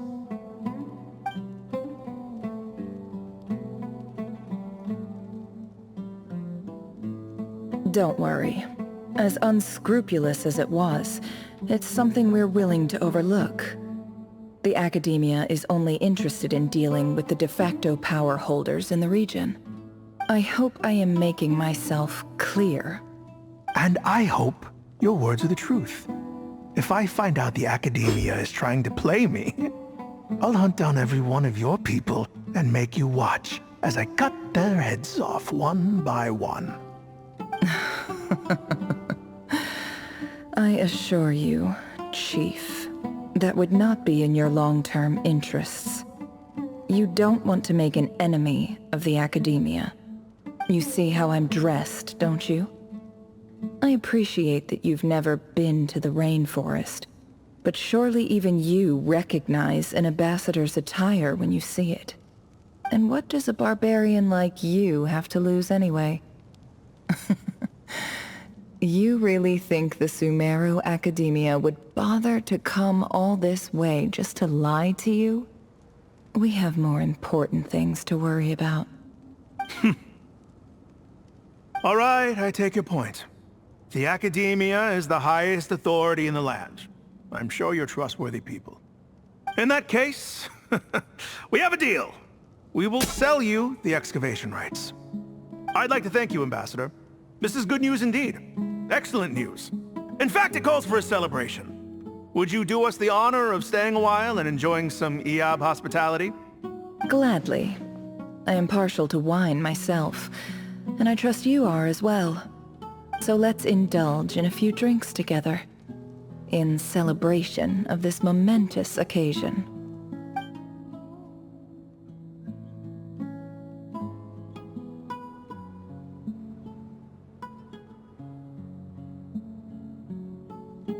Chief! Chief, it's an emergency! It's the Unut. They've taken the well. What? Well, don't just stand there. Take it back. Yes, Chief. I have every confidence in the Eab's military superiority, and yet... Well, what is it? The Unut's response was alarmingly fast. The day after we reach a deal, they seize the well. This can't be a coincidence. Perhaps there is a traitor in your midst. I don't think so. I am obliged to remind you, Chief, that the Academia will only deal with the de facto power holders. If you cannot regain control over the well, I'm afraid you won't see a single mora of that 50 million. No! Please, Ambassador, just give me some time. I swear the Unut will not get away with this. That well is ours, and so is the mora. Glad to hear it. I will wait here for an update. If there is a traitor, I will find them. In the meantime, make yourself at home. I'll report back as soon as I have an update. Much obliged. Wow. All it took was a few words and I've got him wrapped around my finger. What an amazing feeling. So, in summary, Ambassador, the Academia would rather negotiate with our tribe instead of the Eab, yes? The Eab are ruthless murderers who don't listen to reason. And now they have the gall to interfere in our research projects in the desert region. So let me ask you, Chief, if you were the Academia, what would you do? Kill them all, of course. Precisely. The Academia does not tolerate those who stand in our way. The Eab have held back our academic pursuits for too long, and our patience is wearing thin.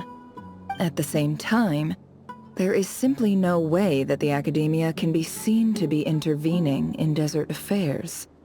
I'm sure you understand where I'm coming from. We have our own rules out here. If the rainforest dwellers raised arms against a desert tribe, it'd start a bloody war. Right. We can't confront them ourselves, but we can support their enemies.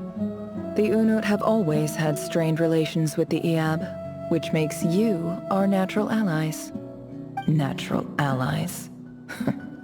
Weren't the Eab your allies once?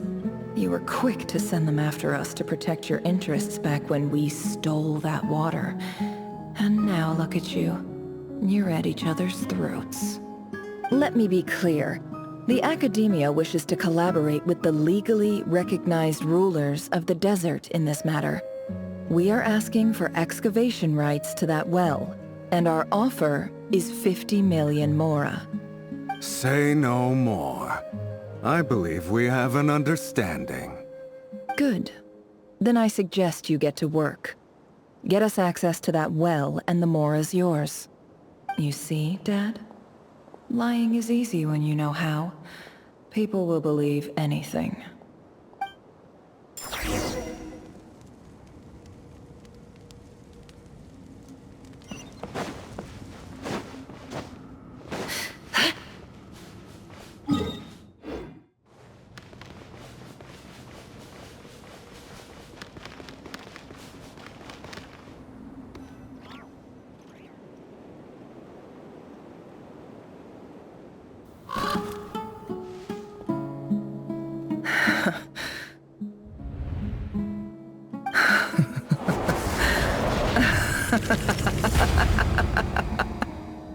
Look at yourselves. You may be vile, savage monsters, but your butchered bodies bleed like any others. You're no different. You're nothing special at all. The monsters who destroyed my home, they're just ordinary, petty human beings. What a joke. I think we're even now. Maybe I've even done the desert a favor. It's a better place without all these people around. Oh, Sinuhe, my gullible fool of a father. Perhaps if you'd been as ruthless as I was today, our tribespeople would still be alive. In this dog-eat-dog world, a chief needs to be tough to survive. But you couldn't do what had to be done. So I did it for you. Nefer, it's okay. All of this is in the past now. I believe I remember you promising to remain silent. Yeah, but even so... Yehoda, is there anything you can do to ease the tension? Alright, time for a sharp turn onto a completely different topic. So, anyway, that's enough of that. When are we getting out of this place? Feels like we've been walking forever. I'm getting pretty tired. Oh, Alma, you tired? Yes. If we can find somewhere to sit down, I could certainly do with a rest. It's not far now. There should be a temple just up ahead. Yes. Really? A temple? That's where this story ends? I guess that's how things go in the desert. Desert dwellers can never escape their destiny. Or so everyone says. I never wanted to believe it, but looking back now, I'm as desert as they come. You mentioned a temple. What's waiting for us there? My biggest trade secret of all. Ah. Then I'm guessing it's where you got your power from. The power to peer into other people's minds. I didn't know you were clued up on any other religions. I'm no expert in the history of Sumeru, but since you come from the desert, I would imagine it has something to do with King Deshret.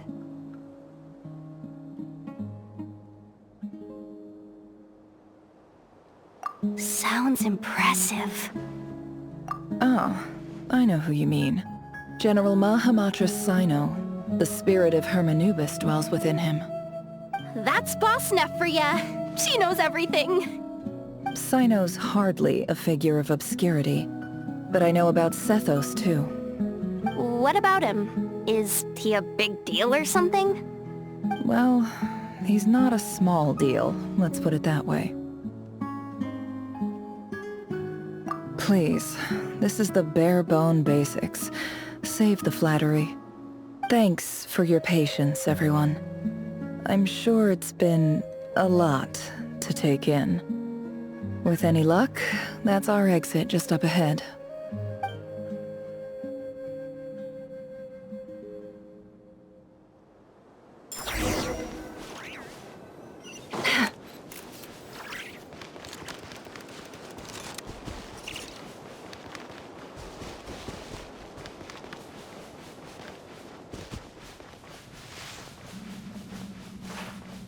No more lies. It all adds up.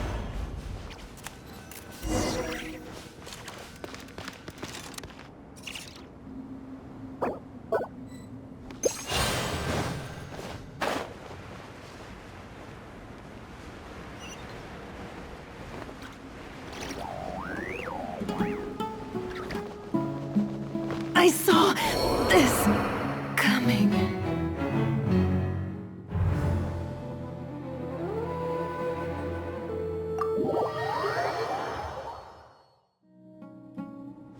Can't hide the truth.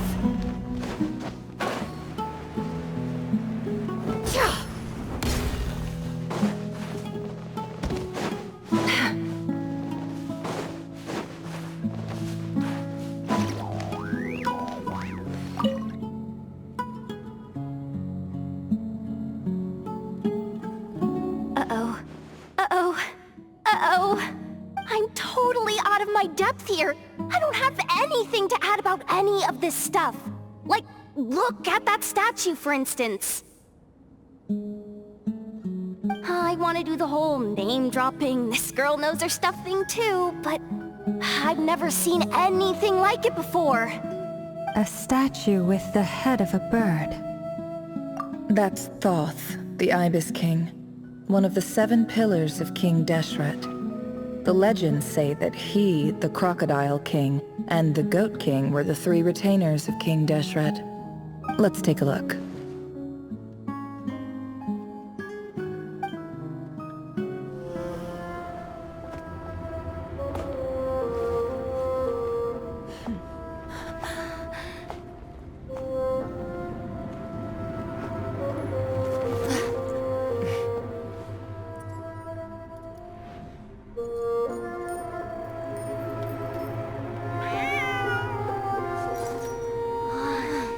It's just Ashru. So, all is well?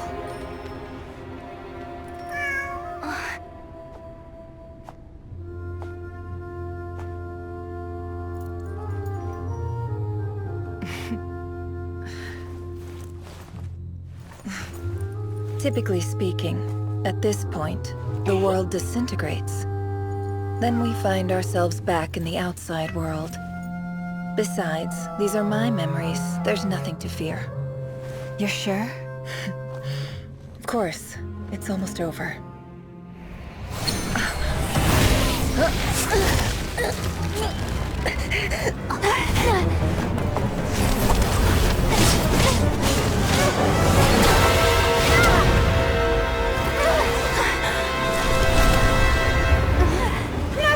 Hold on!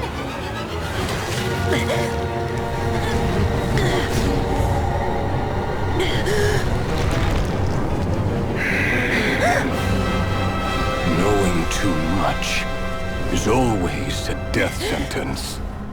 Speak for yourself.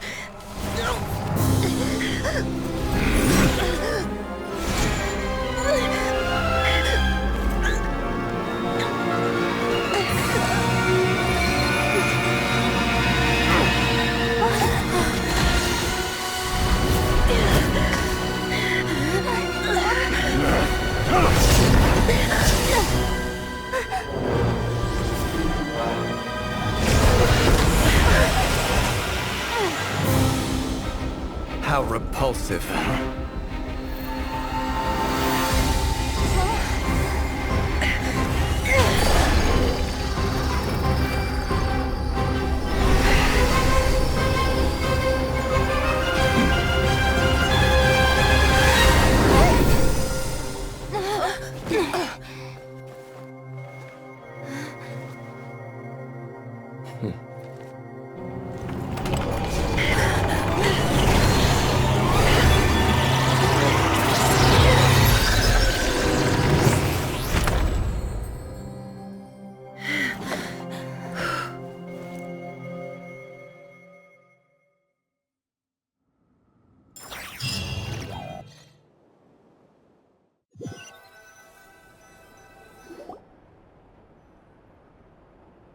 timed that pretty well, didn't I? It's okay. I'm just glad no one was hurt. Paimon noticed you doing something too, Dainsleif. Were you helping get them out? Of course. When I asked Nefer to conduct this investigation, I was not naive to the dangers involved. I had a duty to ensure your safety. Good to know your sense of justice is still intact after all these years. I take that to mean that you saw the truth. That comes as a great relief. I certainly did. And thanks to your help, I also managed to trap Rerir inside the chess set. Whoa, really? How'd you manage that? Well, to be honest, I sensed that something was wrong long before we made it to the temple. By using this fragment to probe into Rerir's past, well, the monster formerly known as Rerir, it seems I alerted him. I was tracking him, then he caught on and started tracking me too. Can't say I'm surprised. But how did he track you through your thoughts alone? That shouldn't be possible. Rerir was a secret agent who reported directly to the Vinster King. He is an expert at finding a trail and hunting down his pursuers. No wonder. He infiltrated the chess set, read my thoughts, and built a new virtual chess set inside of it. That's why we weren't able to leave at first. Speaking of your chess set, it's quite a remarkable item. Would I be right in thinking you have some connection to King Deshret? You overestimate me. I only have a connection with one of his underlings, the Ibis King. You all saw how this came to be. A long time ago, the Iab massacred my tribe, the Shimti, in our home village. A few years later, I enrolled in the academia, where some new information came to light. The Unut and the Iab fought a bitter battle over the rights to a well, all for the sake of a non-existent 50 million Mora. The Iab ultimately won that confrontation, but their victory came at the cost of almost every warrior in the tribe. The final blow to the Iab came at the victory feast, when an Unut assassin beheaded their chief right before my eyes. The remaining Iab fled and have been scattered to the winds ever since. Having gotten my revenge, I returned to my hometown, where to my surprise, the nearby temple was still standing.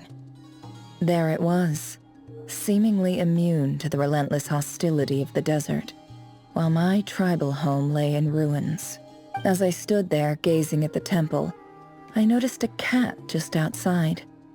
This cat, as it turned out, was home to the spirit of the Ibis King. He led me to a gate deep inside the temple, and there he made a deal with me. This chess set is my gift from the Ibis King.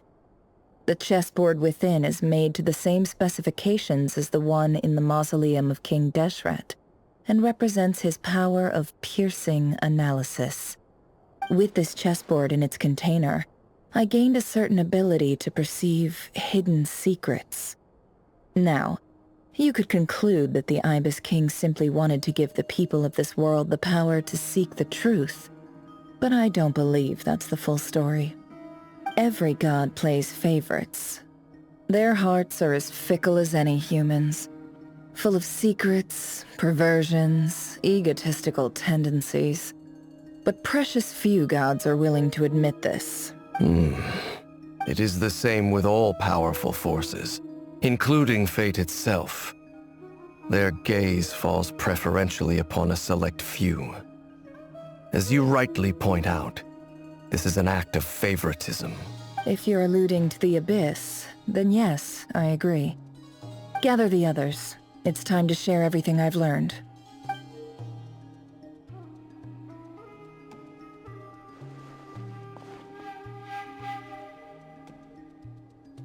Thank you all for being here. As promised, I did some further investigating into the Reicher of Solnari's background. I am pleased to report that the investigation has been most fruitful indeed. The Reicher of Solnari, real name Rerir, was once a Khanrian subject who served the Vinster King. I will now share the important details of his story. Please save any questions or comments for the end.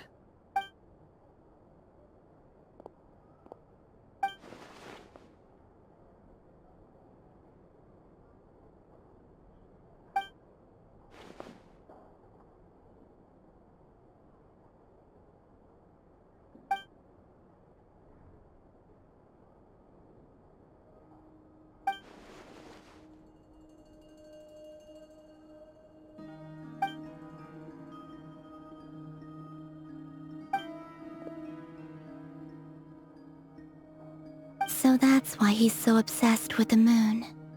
A tragic tale, to be sure. But it does not excuse his many transgressions.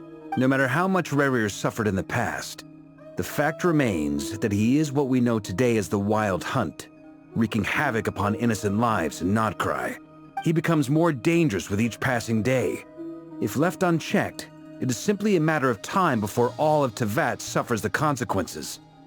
This is a threat that the Knights of Favonius cannot ignore. A question for Miss Columbina. Forgive me if this is presumptuous, but have you ever seen the spatial gateway that appeared in Rerir's memory? Never. But I have heard stories of something called the Moon Gate, and this seems to fit the description. Miss Lauma, any thoughts on this? In the lore of the Frost Moon Scions, the moon is believed to hold many secrets. Some sources speak of ancient knowledge, others of a gateway to the unknown. The term Moon Gate is one I have heard before. But as is the case with all of our legends, there are no records of any first-hand witnesses. We cannot know whether it truly exists. Then back to Miss Columbina. As a moon goddess yourself, do you have some idea of where the Moon Gate leads to? Not at this stage, sorry. I do hold the power of the Frost Moon, and my strength is recovering well. I can sense that the gate would open at my command, but... But there's more to the power of the Frost Moon than that? Yes. A moon goddess has the right to open the Moon Gate, since it is a path to the moon. But as never mentioned, holding open a spatial gateway takes a huge amount of power. And right now, I need to conserve my energy to fight the Reihir of Solnari. I'm afraid this is one mystery we may have to leave unsolved for now. I agree. Better to save your strength. But if you'll humor me for a moment, I have a bold conjecture of my own regarding the world beyond the gateway. I highly suspect that neither Tholindis nor Rerir made it through unscathed. The evidence pointing to this is the fact that the Reihir of Solnari exists in the form of countless fragments. With the abyssal power he wields, no ordinary foe can touch him, let alone tear him to shreds. And yet, the Wild Hunt proliferates wherever his scattered fragments lie, drawing hordes of monsters to many different locations across the land. So your theory is that Rerir was physically torn to shreds by some powerful force? Hence, why the Wild Hunt is a distributed phenomenon, rather than a unified one? Makes sense to me. Explains why the Wild Hunt is so pervasive, and why he's been trying to piece himself back together. He was whole to begin with, and he wants to be whole again. Without the power of the Abyss on his side, he almost certainly would have perished the moment he was torn apart. But the Abyss, much like a curse, has kept him alive. I could not agree more. The power of the Abyss is most surely a curse. It is a compelling explanation, and one that accords with my present understanding of Abyss creatures. Whether the life form in question is primitive or advanced, if a curse has extended its lifespan unnaturally, it will continue to survive in spite of everything. This raises some interesting questions. I will run some experiments and see if there is any validity to my suspicions. That being said, regardless of whether my research bears fruit, I would like to thank Miss Nefer for conducting such a thorough investigation. Already, it has greatly enriched my understanding of the entity we face. My pleasure, Mr. Albedo. I too hope that the information I have shared today proves useful as we look to formulate the next stage of our plan. Hey! What is it, Dainsleif? You look really upset! It's just... when I think of the man I once knew as Rerir, I struggle to understand why things had to turn out like this. The two of you used to be friends, didn't you? I don't know if these words will bring any comfort, but my heart goes out to you. Mine too. We can never know all the hows and whys of the way things are.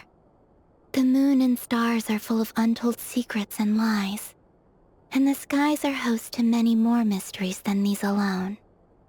Yet, none of that can begin to compare with the complexity of human life. Those are the first comforting words I've heard in a long time. Thank you, both. Well, I think this is a good place to end today's meeting. I'm sure Nefer needs some time to recover. She's been through an awful lot today. That's very thoughtful of you, Lama. Of course. Sounds good to me. Take some time to rest and digest before we reconvene to nail down a plan.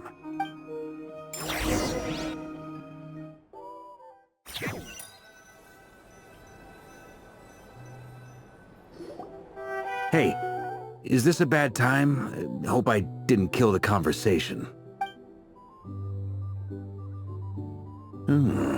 Nice room. Oh, I'm not coming in, though. Why not? It's just a hotel room. If it's all the same, I'll just stay out here. I might not look the part, but I'm technically a knight. Barging into people's private quarters isn't the kind of thing we do.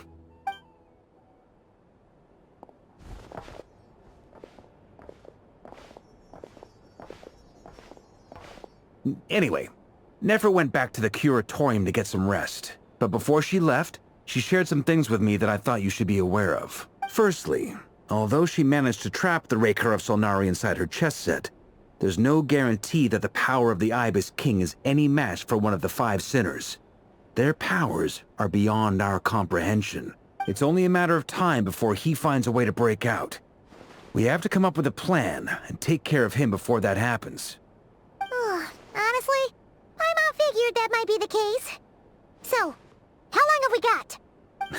Well, I asked her that same question. She talked for a long time, but for the most part, it seemed like she was trying to convince me how precious her chess set is. What a long and storied history it has. It felt like some kind of sales pitch, you know? The kind where you end up handing over Mora against your will? Anyway, after all that, she finally answered the question. 2 days, at most. 2 days? Holy moly! Can we even recruit enough help in that time? That remains to be seen. Which brings me to the second issue. Dainsleif is obviously conflicted about this whole thing. But given how little time we have, there's no way we can pull this off without his help. You have some history with him, right? Do you think maybe you could talk to him for us? Great. I appreciate it. All right, on to item 3. So, Albedo, Durin, and I put our heads together and came up with a plan. Can't promise it's gonna work yet, but at least it's a start. We figured we'd bounce the idea off you first. We'll explore it further once everyone's recovered. Oh, Paimon's dying to hear this. All right, so here's what we're thinking.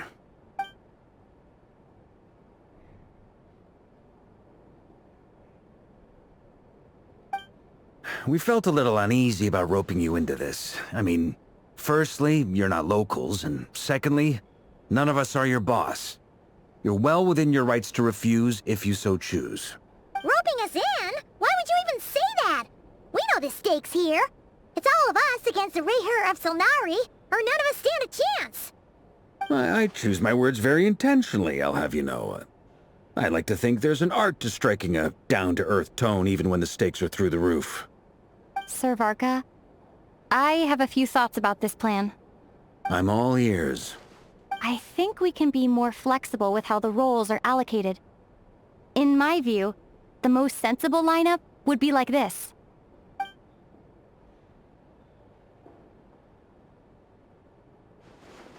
I see your point, yeah. But if that's how we're going to approach this, you'd better make sure you're ready. To be clear, I don't doubt your abilities. Far from it. I just want to make sure. Are you really willing to take all this on? I want to do everything within my power. The Rayher of Solnari is a truly fearsome opponent, and if I do my part, it'll greatly reduce the risk for everyone else involved. Well, that tracks with what I've heard. Jean's mentioned in her letters that you're so diligent it's almost abnormal. As in, most people weigh up the risks and rewards in situations like this. But you seem to just march towards danger without a moment's hesitation. Of course, everyone appreciates a fearless pioneer. But all that aside, I'm the Grand Master of the Knights of Favonius, and you're our honorary knight. I want to make sure your courage doesn't come at the expense of your safety. Thank you, Sir Varka. I should be the one thanking you. It means a lot to have you on board. I'll give some serious thought to your suggestions.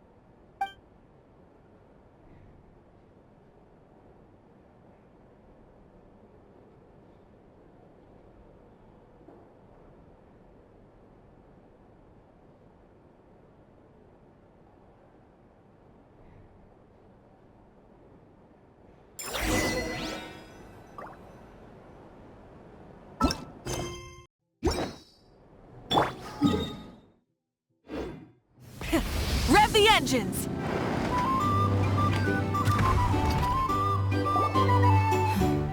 This is a thorough plan, but I do have one last question before we take action. How can we be sure that our enemy won't leave the designated area? Great question. Albedo's been hard at work analyzing Rerir and the Wild Hunt's behavioral patterns. His conclusions are as follows.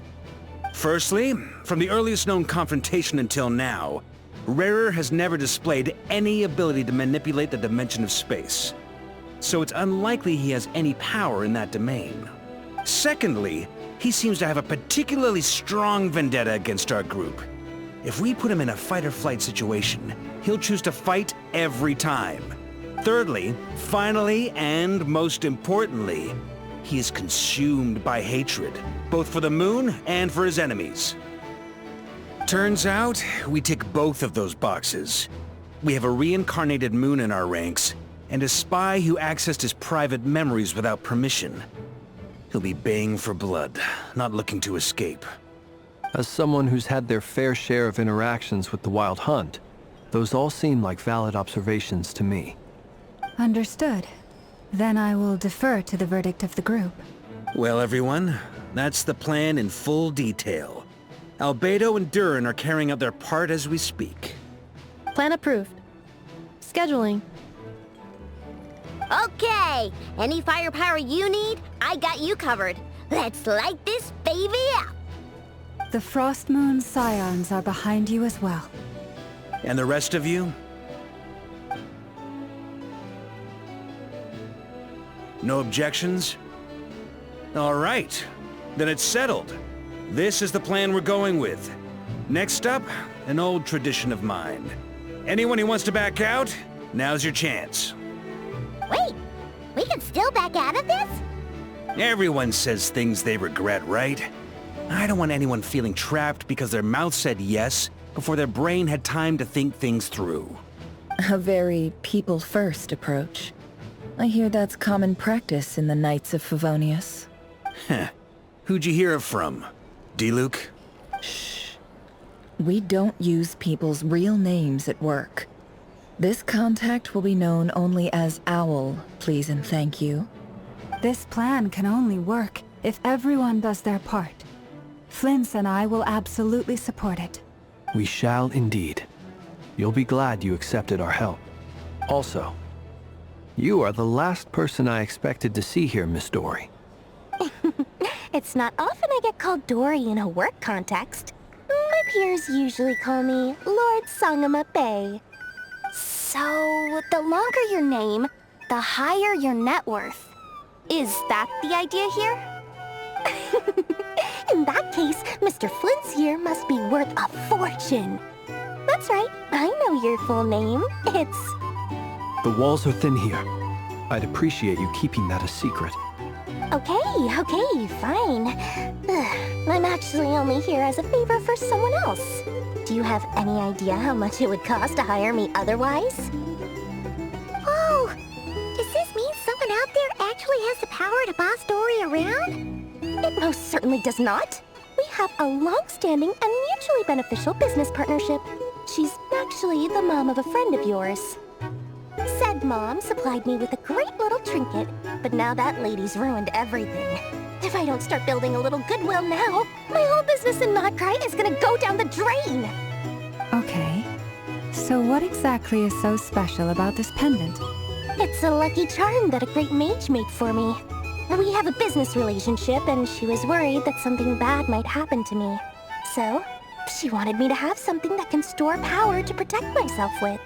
I finally got it all fully charged up with Kuvaki, and then never went and used it all up at once! Never lost so big in my life! You're right. It was all my fault. I didn't mean to drain all the Kuvaki in the pendant, but I'll make it up to you. You will? Well, in that case, how about you give me your chess set, and we call it even?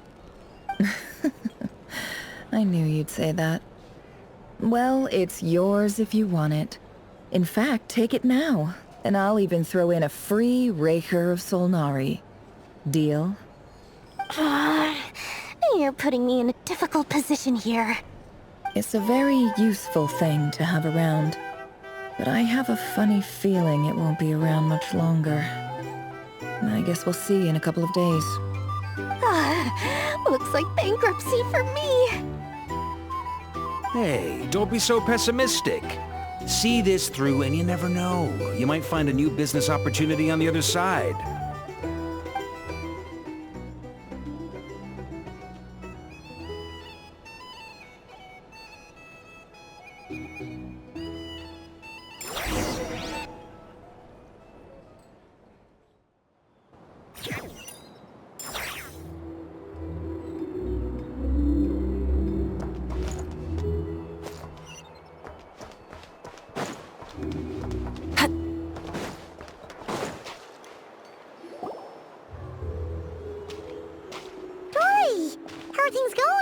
Feeling ready? Oh, I was born ready. We only have 2 days. You think Lord Sangamabe would let an opportunity like this slip by? Don't forget, when something's in high demand, the people with the goods on hand get to charge the highest price of all. Even higher than the sellers taking advance orders. Ta-da! See? It's right here! Ah, it's so pretty! Did you make it? No, I have a supplier. We go way back, so he made me a very attractive offer. Aha! No wonder you were talking about Lucky Charms at the meeting. You've been getting Kave to make them for you. That's not the full story. It actually started a while back as a project between me and the Dendro Archon. Mage Alice once warned me that this world won't stay safe forever. There may come a day when everyone faces a great crisis. I passed this on to the Dendro Archon, and she secretly brought together a research team made up of Sumeru's top scholars to invent a technology that could keep people safe.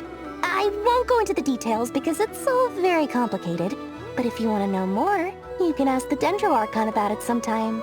Anyway, point being, it was the Dendro Archon who asked Kave to build this little contraption. As one of the top Kasharu War talents, he was the obvious choice.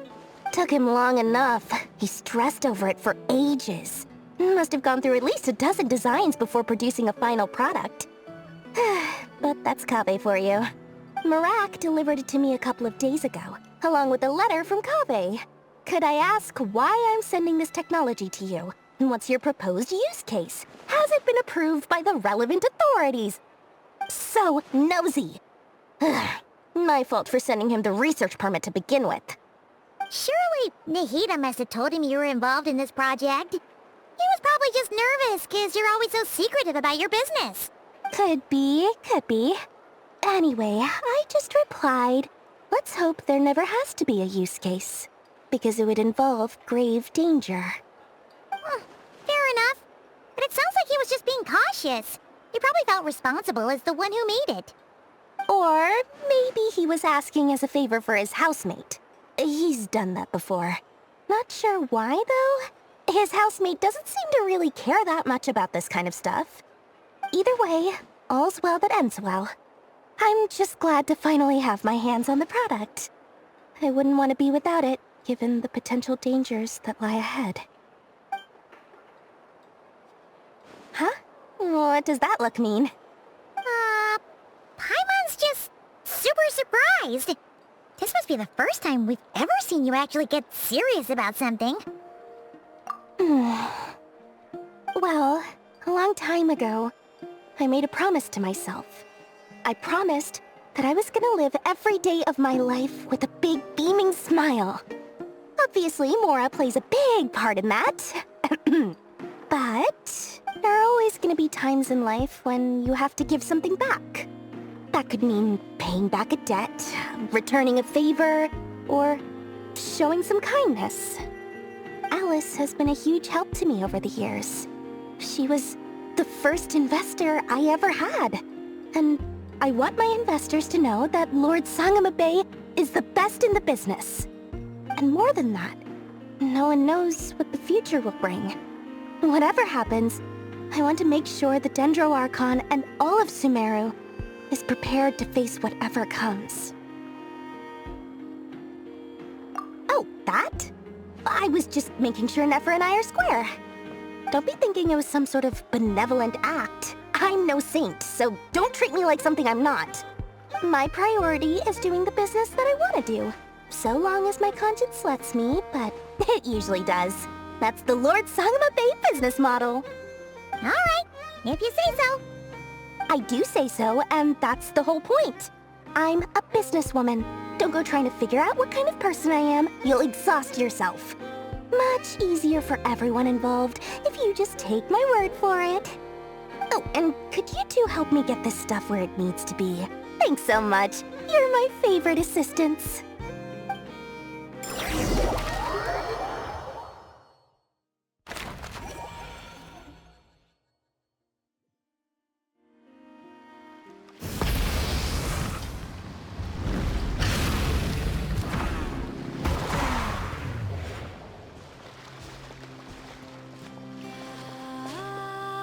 Traveler, Paimon, it's good to see you. Everything going smoothly over here? Sort of. As you're probably aware, Varka, Durin, and I captured some abyssal creatures from the Wild Hunt. Per the plan, we dissected and analyzed some samples of these creatures. The process went very smoothly. The findings, however, come with some troubling implications. What? You can actually dissect the Wild Hunt? That depends on your definition of Wild Hunt and dissection. Harmless, lifeless. These words are accurate descriptions. The Wild Hunt is an interesting phenomenon.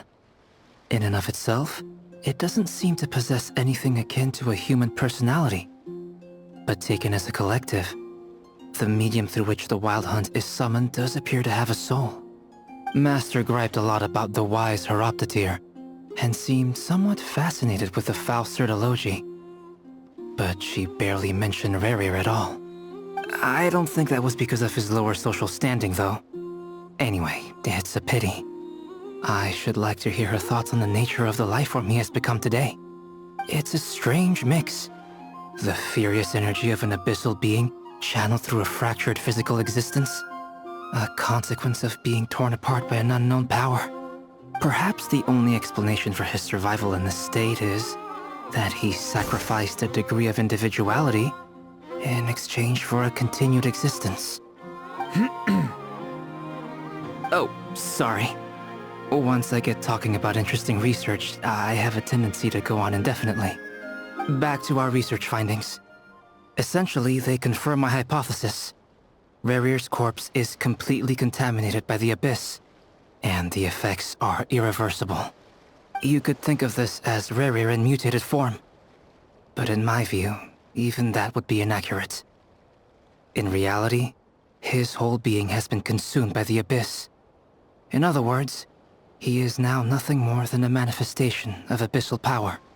Unfortunately, at present, we have no means of completely eradicating abyssal power. Hence, we cannot fundamentally destroy the Rayhir of Solnari either. Oh, that's terrible news! So, that's it? We can't defeat him? Not even if we get the power of the Three Moons? Miss Columbina's situation is a difficult one. She can never achieve wholeness when the world does not accept her presence. It's as if her creator banished her to a place she can never be accepted. It means she spends most of her energy just on her own survival.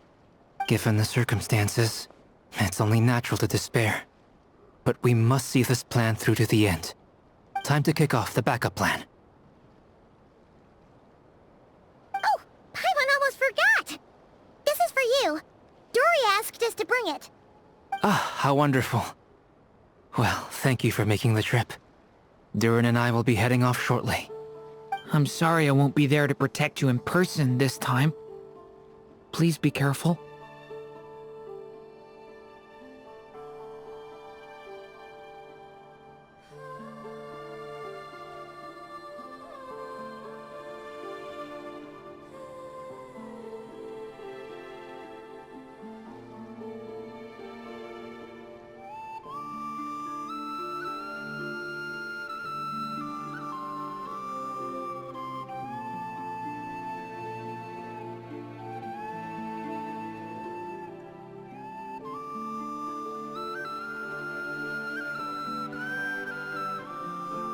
All right then. Stay safe.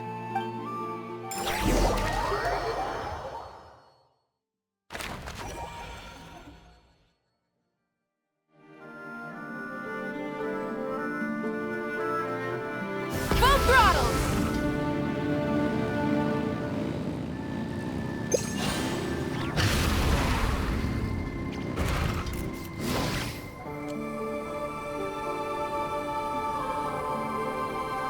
Miss Lauma, is everyone here? Yes. The fate of my flock is in your hands, Grandmaster Varka. Please keep them safe. My lady, what are you saying? Within the next 24 hours, we will face the biggest crisis the world has ever seen. This is not a burden that we deserve to bear, but I believe that we reap what we sow in this life. So I intend to act. I must do what I think is right. For me, that means fighting for the future of Nodcry. This gentleman is the Grand Master of the Knights of Favonius, Varka, Knight of Boreas. In my absence, please follow his lead. Hey, everyone. Guess I should introduce myself. Well, to start with, I know my way around a battlefield. Biggest strengths are honesty and hard-workingness. Anyway, point is, I don't intend to let Lauma down. I'm gonna do everything in my power to keep every last one of you safe and sound.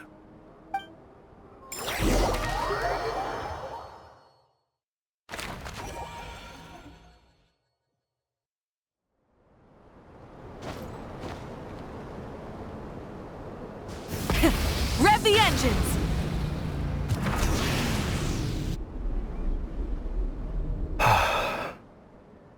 Something on your mind? Miss Columbina, was it? I believe that's how the others addressed you. That's right. Names are funny things. Have you always been called Dainsleif? Yes.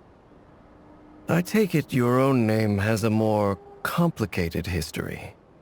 I have a different relationship with names than other people. To be honest, I'm not even sure that Columbina is my name. At least, not in the same way that Dainsleif is yours. But it's what everyone calls me, and I go along with it. A lot of my life has been that way. I get so used to things that I forget to question why they are so. I never used to think much about where names come from, or what they mean to people. Maybe something's wrong with me. You're different from other people. I sensed it the first time we met. You're more perceptive than most. I'm sure your long life and rich range of experience explains that. Do you ever find yourself missing Conria, Mr. Dainsleif? Difficult to answer. I have dreamed of the past many, many times. Sometimes I'm fighting tooth and nail. Other times I'm lying on the ground, defeated. I don't recall any happy moments from that time. It has been too long. Is that because hatred survives longer than love and affection? That would not be for me to say. I make no excuses for the grudges I bear. But whatever the reason, I remember little that was beautiful or sentimental. Thank you for your help with the Rerir situation. Without your efforts, I never could have learned the hidden truth of his story. You're welcome. I know he's your friend. Friend? He betrayed me. And I never really understood what he was going through in life. Some friendship, that is. Okay. So, do you plan to fight him with us? You see, you're torn. Now you know what really happened. You see the things he's done in a new light. I need some time. Of course.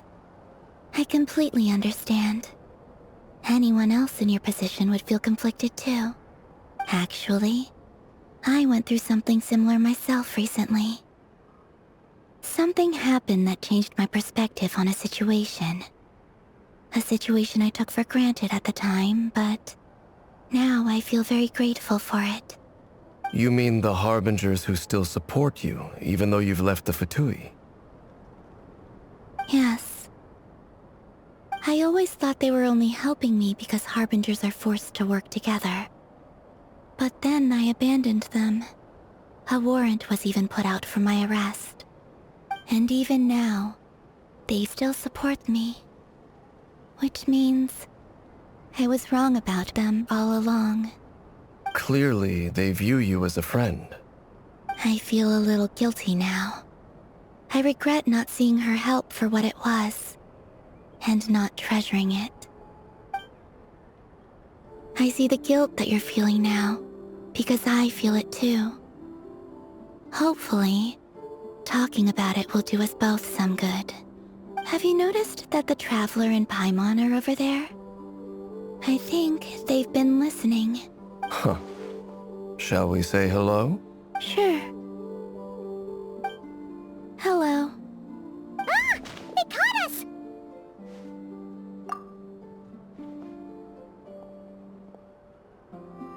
I apologize for making you worry. No doubt you wish to know where I stand on the plan to take down the Rerir of Solnari. I'm afraid I need a little time, but I will seriously consider joining you. You will? Oh, thank you so much! Everyone will be so grateful to hear that! They needn't be. This was something that I was going to have to face up to eventually. That doesn't matter to them.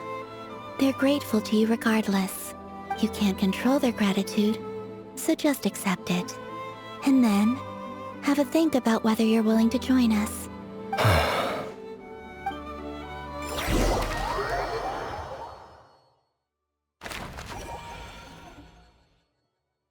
It's nearly showtime! Let's go rendezvous with the others. You know the place.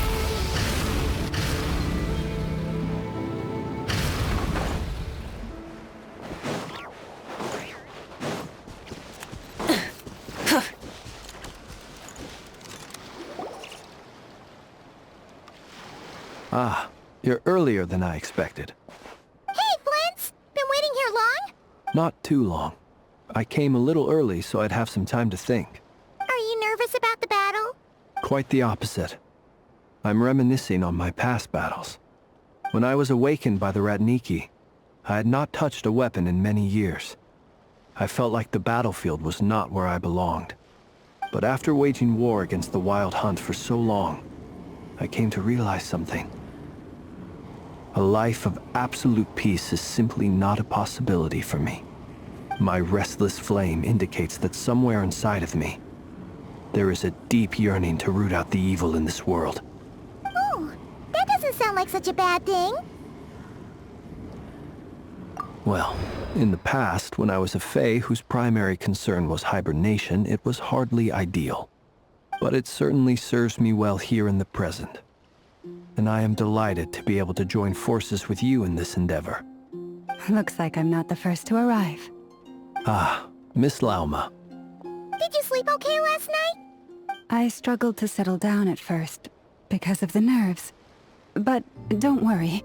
I got enough sleep in the end. I'll be just fine. Please, I'm just doing my part. Never! Over here! Aino asked me to relay a message. She said Anefa will be on high alert and keep a close watch over all secondary districts where defense is required, providing support as necessary. Meanwhile, Aino herself will provide range support to us directly, using her latest invention. Excellent. My thanks to all involved. The chestnut's looking a little unstable. It won't hold him much longer. We should be prepared to engage at a moment's notice. No sense sitting around waiting. Let's make the first move while we still have the option.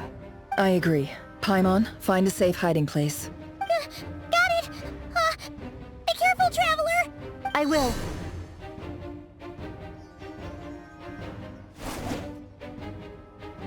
Everyone, take your positions as soon as the battle starts. Every ounce of strength we have in our bones, let us bring to this fight. Ready? Let's go. I've seen all your futile ploys before. You have become the authors of your own demise. I wouldn't be so sure about that. You are merely a moment of sport before I tear down the moon.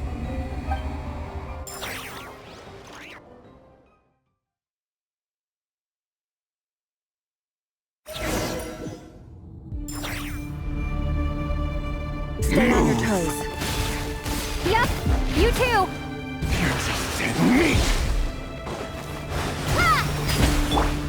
Be silent. Close your eyes.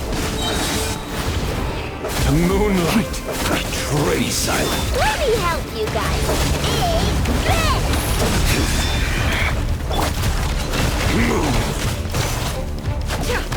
Hunt them down! It all adds up. Moonlight! Betray you! Close your eyes. Be silent. Are you quite finished? Close your eyes. Night falls. Be silent. Night falls. Hunt them down! Can't hide the truth.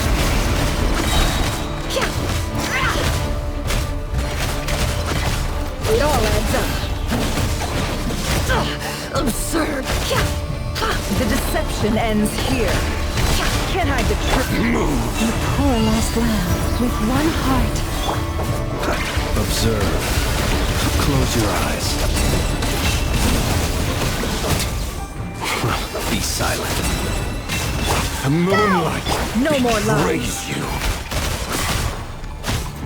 Hunt them Can't hide down! the truth. It began with the moon, and so shall it end. The moon will protect you. Leave this place.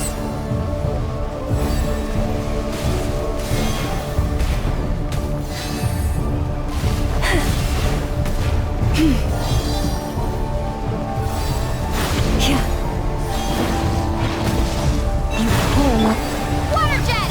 It all adds up.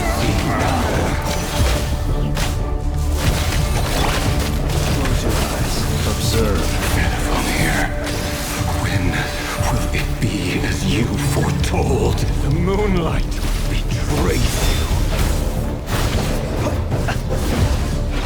Steady now. Go!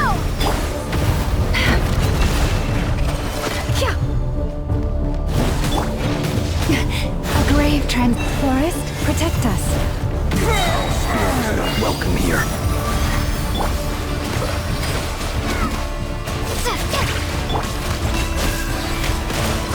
Can't hide the truth.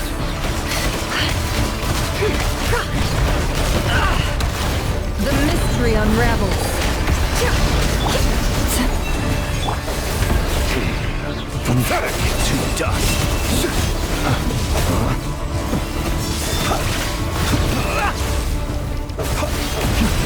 It's all futile.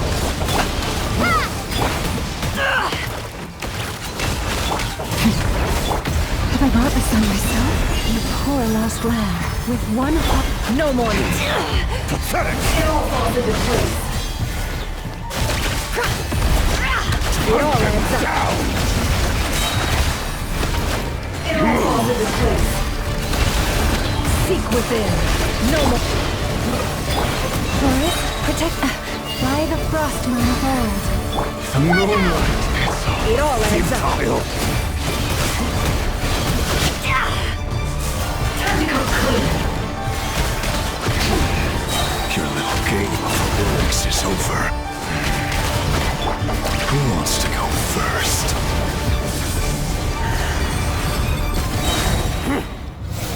No. Get out of my sight! No! Your death is within my grasp! You okay?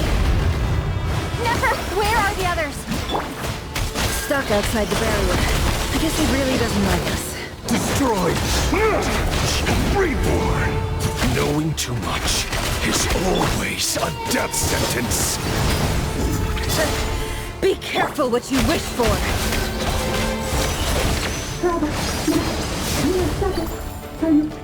Lauma! Can you hear me? Silence! Lord of the God. But at least I know they're still there. I need to focus. Stick to the plan.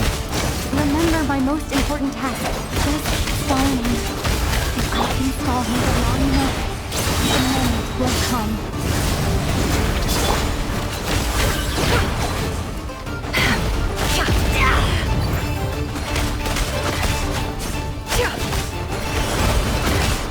No more lies. The mystery unravels. Water jet!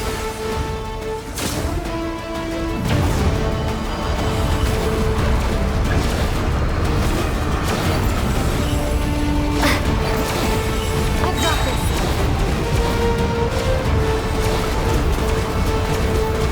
Go!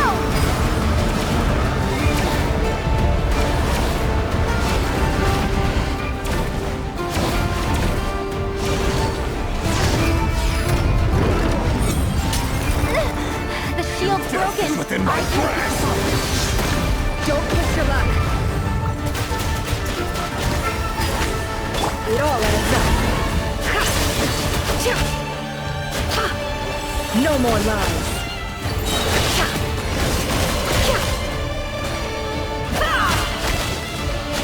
It all adds up. The deception ends here.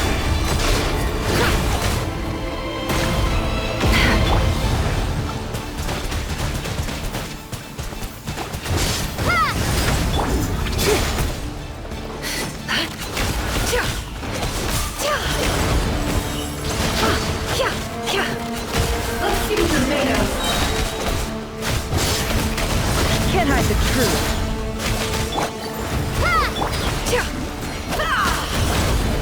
The mystery unravels.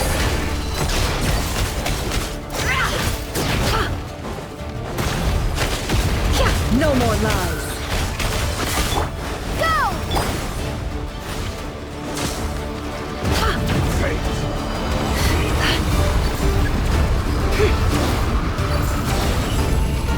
Curses.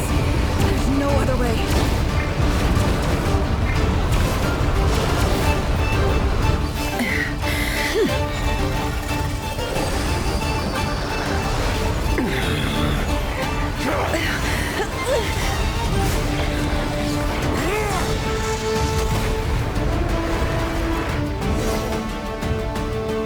The only way to defeat Rarer is to borrow his own power.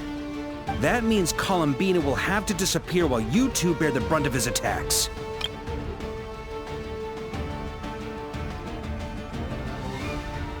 You have to hold on. Find a way to keep him focused on killing the two of you.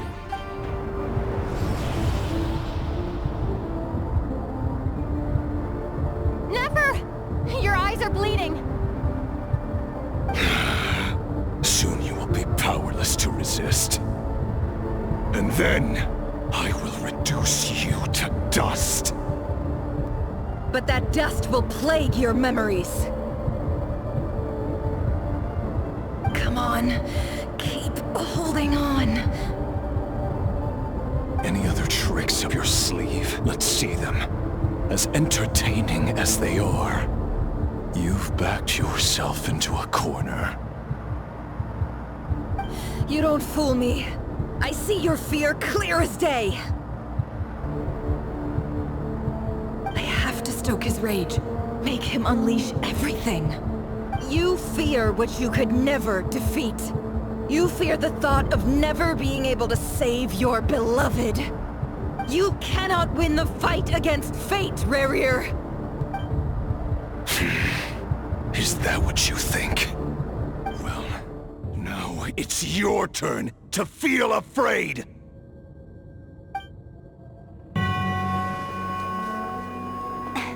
You fear the sound of your own name? Is it us you hate?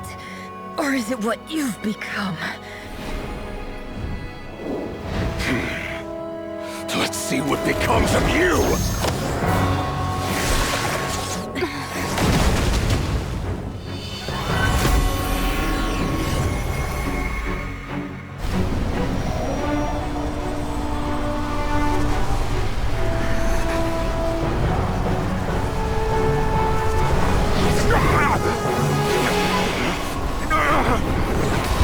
What's happening? That power... I've seen it before!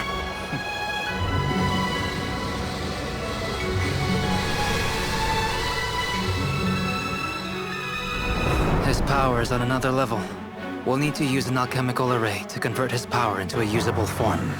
Then quickly channel it into Columbina, rendering her powerful enough to compete with him. I'll join you. I can help. If I release enough abyssal energy into a confined space, it'll create a potential difference, allowing us to extract a huge amount of elemental energy. Next, I'll synchronize with everyone's minds using Pyro, then give you temporary access to their abilities and fields of view. But it won't last long. Can you see? Well enough. So, we have a student of Gold Rhine-Daughter in our midst! How about that?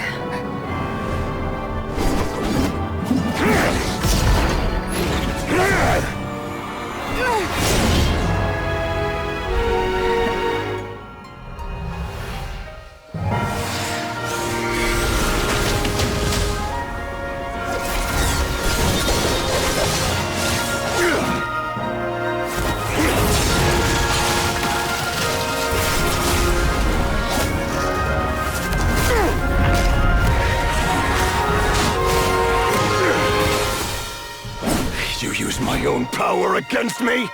Just like how you stole Kuvaki. Look familiar?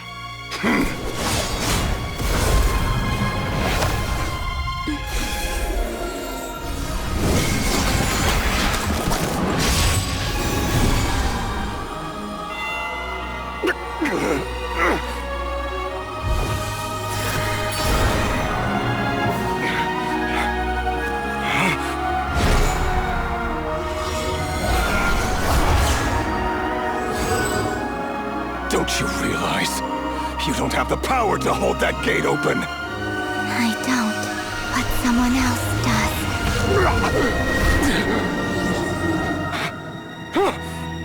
Goodbye, Rerir.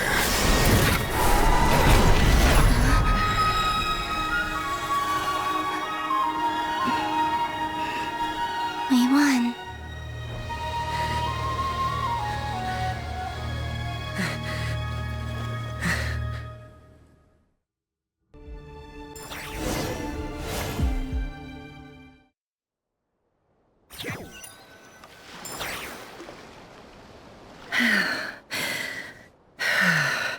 Nefer, how are your eyes? They're fine. Apart from the blindness, of course. It's not too late. Let me handle it.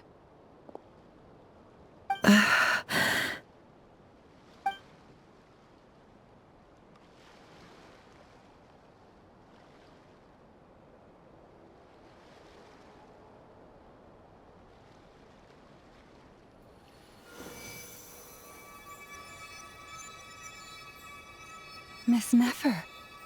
It's not like you to lose your composure. That was the most reckless thing I've ever seen you do. Reckless how? The situation was critical. Our lives were at stake. We had to do something. Even so. Okay. I guess you're right.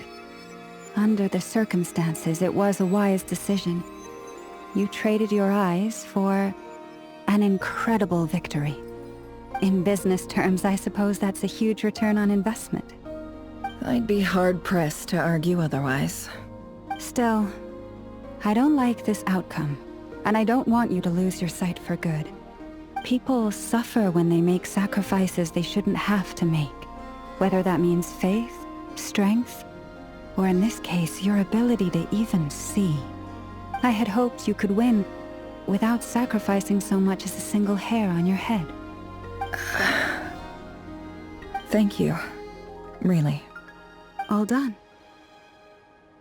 Don't try and open your eyes just yet. We'll see how you're doing in a couple of days.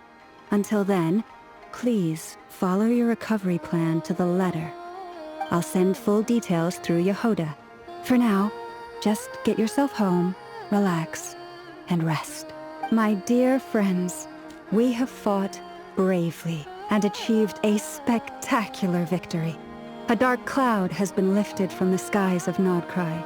All in this land will be grateful for what you have done. The moon will remember this day. Thank you both.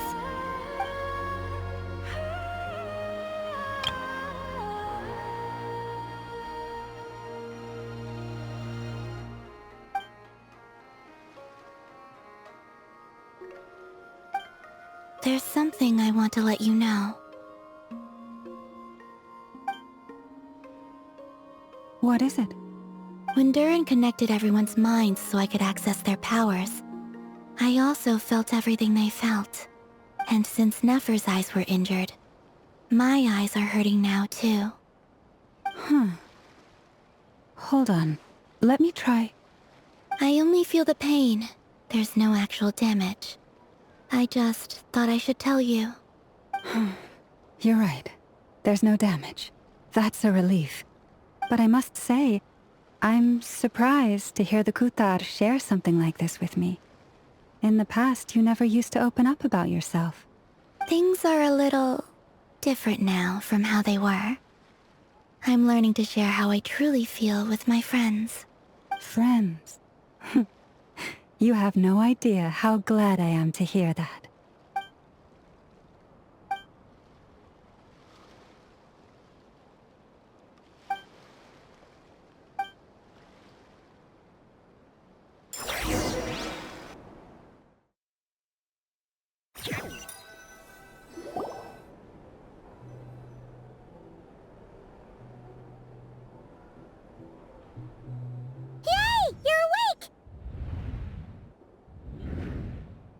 How are you feeling? Any aches and pains? Did you sleep well? I'm doing all right, Paimon. No need to worry about me. Phew! Well, that's good. Paimon's been sitting on the edge of the bed worrying about you for ages. You slept a whole day and night. Poor Paimon had to eat all by her lonesome. Glad to hear you didn't starve. How was the food? Well, it wasn't the same without you there to share it. Honestly, Paimon just can't relax when you're not your usual self. She couldn't enjoy the food and settle down to sleep. Well, I'm back to normal now. Oh yeah, and Albedo swung by earlier. He said to tell you to head to the tavern when you woke up. Varker and the others are organizing a victory feast and they want to celebrate with you. He also dropped off some medical supplies, but you seem fit as a fiddle, so guess you won't be needing those. If you're feeling up to it, let's head over now. Wouldn't want to keep them waiting.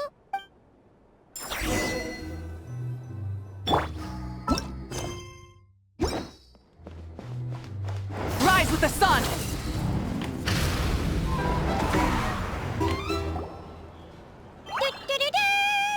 We're here! Oh, Traveler and Paimon! Perfect timing! We were literally just saying how there's no way we're holding this victory feast without you. Any longer, and we would have postponed it till tomorrow. How are you feeling today? Much better, thanks. Don't worry about me. Relieved to hear it. If that changes, just let me know. Happy to check you over at any time. Yep, we're here for you. Anything you need, just let us know. Oh wait, where's Nefer? How are her eyes doing? Nefer's right over there. I'm sure she'd love to catch up with you.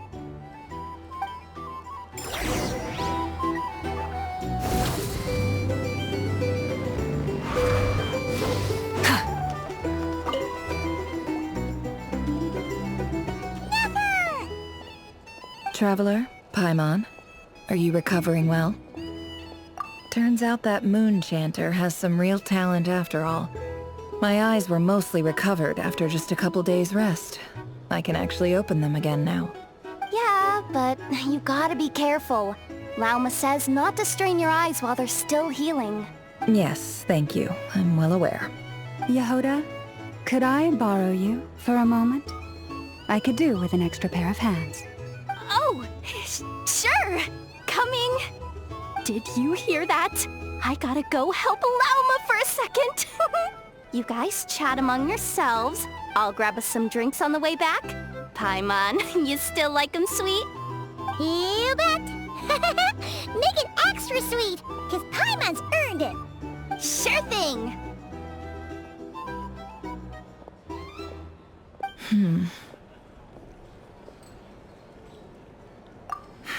The Raker of Solnari. Kind of a snake, don't you think? No, definitely a snake. A poisonous one who spewed his venomous hatred everywhere. Anyone who seeks revenge out of hatred for other people has become a snake.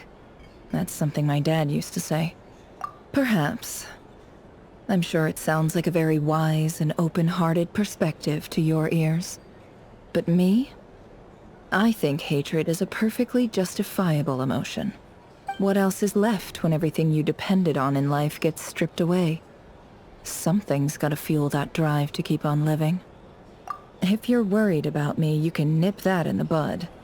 I'm not someone who gets stuck in the past. It's just... I suddenly feel like I was wrong to call my father a liar. He was just a fool. That's why the Academia turned their back on him, and why the other tribes ganged up on him. Oh, Father. How much better things could have been if you were a skilled liar. Look at the Ibis King. Thoth is a fiendishly cunning liar. And yet, strangely, he feels more like a father to me than my real dad ever was. He's never brought it up, but I'd bet he feels the same way. Why else would he give me the power to perceive the truth, while at the same time training me in the art of deception? Well, King Deshret banished him to Aru, which is essentially a prison, and posed 3 questions to him. He promised that he'd have his freedom if he could find the answers.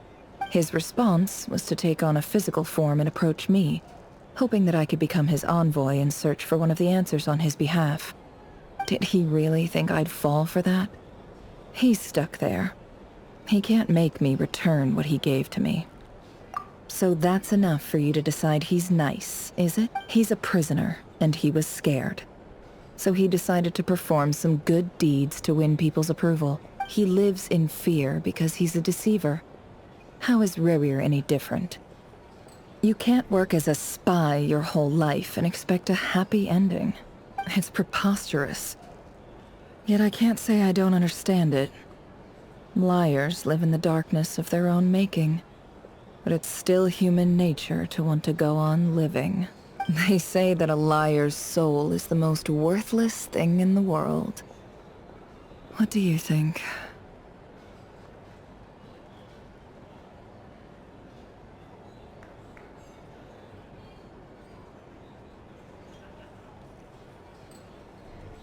Oh, really? Well, it takes a very kind person to find compassion even for liars. If you ask me, the soul of a liar really is worth nothing. Because all they care about is themselves. For example, when something good falls into my lap, I don't go sharing the news around. Stops other people trying to steal it from me.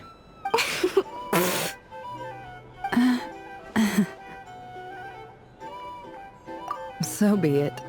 They have sharp ears. I can't keep anything from them. Oh, is that what it looks like? Well, you all know my past now, and I can't simply eliminate everyone who knows too much. So I guess I just have to put up with you. For the foreseeable future, at least.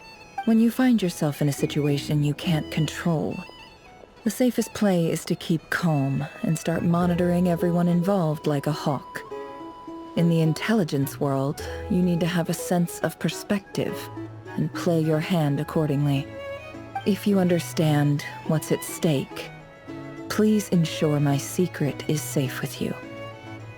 I trust you'll respect my wishes as a friend. But don't forget, I will also be watching you like a hawk. Very good. Oh wait! Now that the panic's over and we've all calmed down, Paimon suddenly remembered something. After all that build-up, our mystery ally never showed up even once!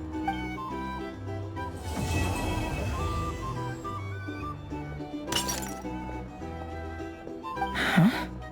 Am I imagining things?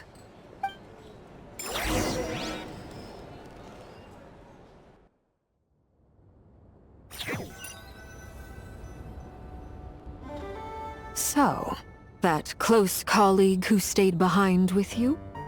What's he been up to recently? Don't know, don't care. I get more normal human interaction from hanging out with Bosco too than him. Although, now you mention it, he hasn't bothered me in a while. I wonder if... If he's disappeared without a trace, it's the biggest gift he ever gave to the world. But I somehow doubt that's what's going on. He won't lie low forever.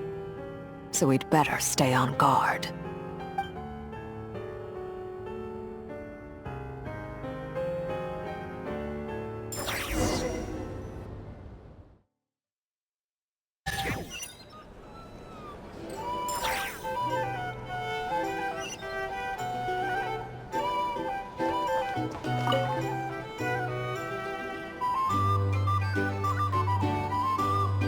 Ah, Lord Sank-Pangeran. How lovely to see you. I must thank you for the device you provided. It was an enormous help. Would I be right in thinking that it was developed by the Academia? Why come and ask me when you clearly know already? I mostly came to thank you. That's more like it. A little gratitude goes a long way with Lord Sank-Pangeran. Play your cards right, and you might even stand a chance of becoming my long-term supplier. The chance to work with such a kind and charitable investor as yourself would be a great honor for the Curatorium. Huh? Charitable? Who said anything about charity? First time hearing about it. Let's see. The first plot of land you purchased in Nodcry, your desert interests, and... Stop! What do you think you're doing? Exposing my investment history! It's nothing to hide from. They're all perfectly legitimate investments. And some of the land you purchased was with the intent of building a sanctuary? Yes, I heard about that too. How did you... You're a curious case, Lord Sank-Pangeran. You don't like people finding out about your good deeds, do you? But I'm afraid no matter how hard you try to keep things under wraps, where there's a will, there's a way. You did it for Sumeru, didn't you? It was empty land that was gonna go to waste otherwise. I figured if I built something there, it might at least get some use in an emergency. Disasters are capricious things. They strike without any warning. I've lost family to a disaster before, and I don't want to lose any friends or business partners if I can help it. My elder sister used to dream of finding a sanctuary. Somewhere with plenty of food, water, and medicine. Where everyone could live happy lives.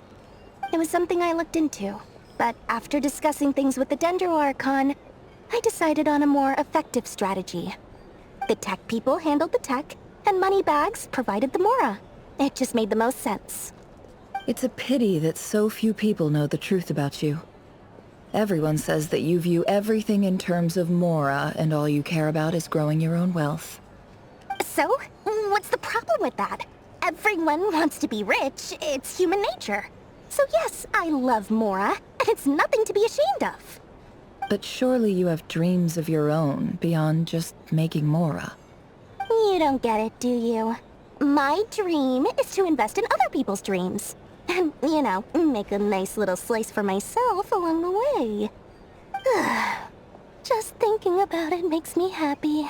That sweet, sweet sound of Mora. Thank you. For the device? And the pendant. Oh, that. I was just returning a favor. Don't worry about it. Seems like we've both been away from home for a very long time. Yeah. So long that I barely remember what my family even looked like. That would be your mother, father, and sister? Yeah, though it's been years since my sister passed away. It's not like I want to forget them, obviously, but memory can be even more ruthless than the most calculating business person. Beyond a certain point, if something isn't helping you, it just gets rid of it. My sister can't help me now. Slowly but surely, her face is fading from my mind's eye. It's become a vague impression. Not everything will fade. When loved ones pass away, the beautiful memories are the ones that last the longest. Yeah, that's true. If you ask me, that's the one silver lining in all of it. Well, that, plus, I'm sure that life is much better now than it was back then. Oh, absolutely. I have tons of Mora, a big beautiful house, business is booming, and I'm as happy as can be. You've got a lot going for you too. Boss of the Curatorium of Secrets? I'm sure there's plenty of Mora to be made in that line of work. I appreciate the vote of confidence.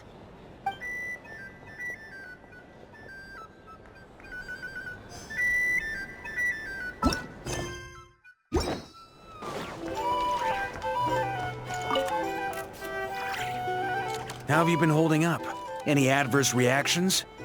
If you start to take a turn for the worse, make sure you tell me right away. You don't need to worry about me, Grandmaster. I'm fine. I mean, I barely did anything, so... What?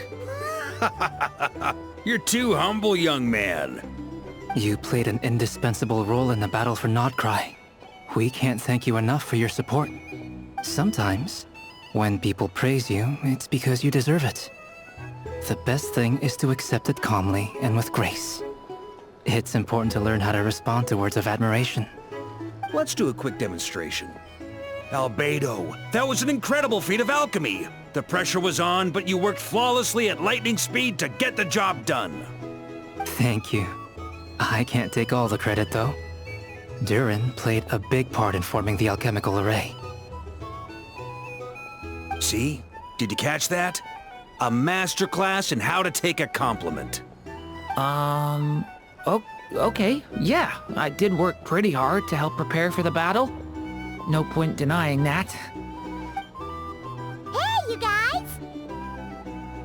Hey, look who's bounced back. Looking good, Traveler. Seems like you've recovered. You won't need to take any more medication. Can I get you a drink? Huh? You know how to order at a bar now? You've sure learned a lot recently. Handling a drinks order is ridiculously simple compared to alchemy. Don't worry, I'll blend into society yet. Paimon believes it! You're clearly a fast learner, just like your brother. To be totally honest though, Paimon didn't quite follow all the details when you first explained the plan to us. Don't worry, that's completely understandable. Unless you're a student of alchemy, it's hard to grasp the principle and how the process works. To put it in the simplest terms, we saw how our enemy stole the power of Kuvaki. And that gave us the idea of stealing his power to turn it against him. When facing an enemy you have no hope of defeating, it's best not to engage them in battle. So, instead of looking for a way to overpower him, we decided to help Columbina get strong enough to at least stand up to him in a fight. For this to work, we had to analyze his modes of attack, confirm who his main target was, and make sure that he wouldn't go beyond the range of the alchemical array. For added security, we prepared a total of 4 arrays. But to mitigate the impact of the battle, we identified one location in particular as the ideal spot, which is where the confrontation took place. The alchemical array absorbed his abyssal power. Then Durin processed it to render it usable by Columbina. That power enabled her to do what would otherwise have been nigh on impossible. What surprised me was that Dainsleif actually agreed to join us. Given his history with Rerir, he had every right to sit this one out. But we're extremely grateful for the decision he made. It must have been a painful choice to make. But I'm sure that making a decision was far better for him than staying in limbo. Absolutely. He was torn between 2 paths, but in the end, he made his choice and stuck to it resolutely.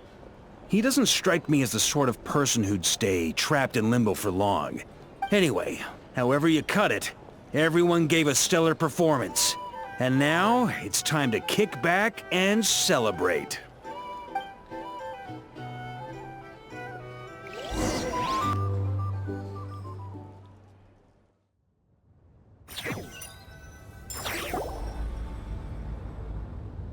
That's the only reason you're here. Yes.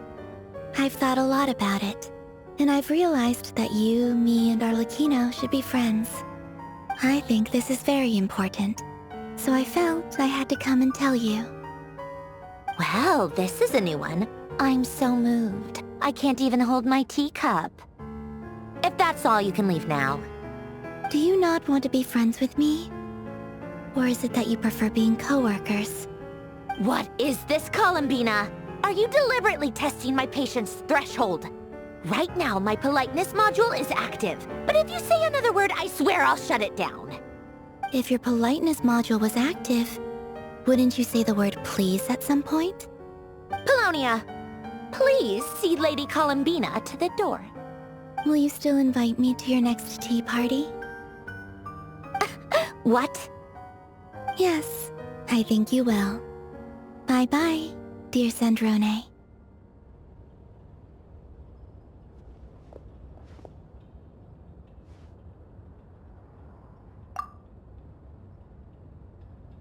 Last time, the Wild Hunt escorted you out. Would you rather I handled it myself this time? We just wanted to, see how you were doing now that it's all over. Why? Out of concern for my safety? I hope you didn't seriously think that the Rayhir of Solnari would be able to lay so much as a finger upon me, given how prepared I was. Mostly because you kind of helped us out, so we just wanted to check you were okay. Looks like all your robots are fixed, huh?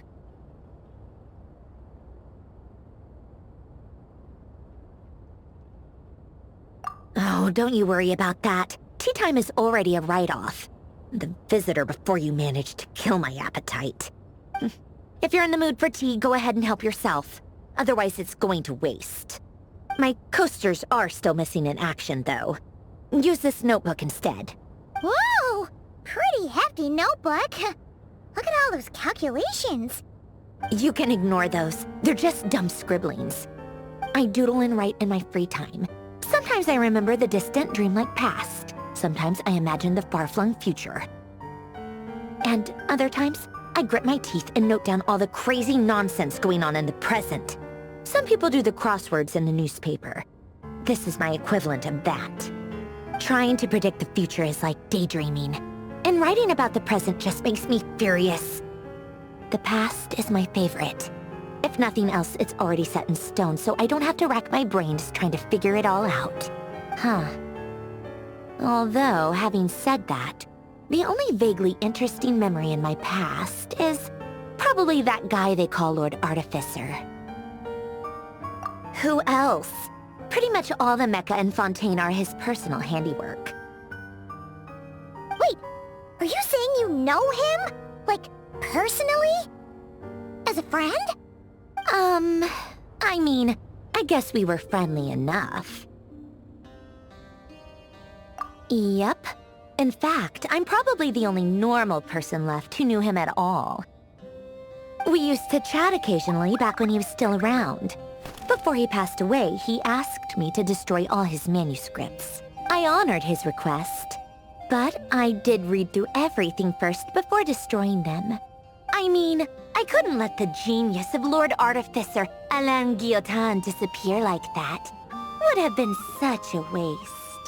So, that's where the formulas in your notebook are from? I just told you.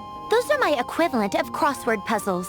They're just dumb formulas that I solve for fun when I'm bored. Alain's work was like epic poetry. The formulas in my notebook are just silly little riddles in comparison. Not that there's anything bad about them. I mean, at least, solving those riddles isn't going to hurt anyone. Except me, 'cause I lose a few brain cells in the process. Anyway, while we're on the topic, I might as well tell you about what happened to him and his friends. Alain Guillotin had two close buddies, René and Jacob.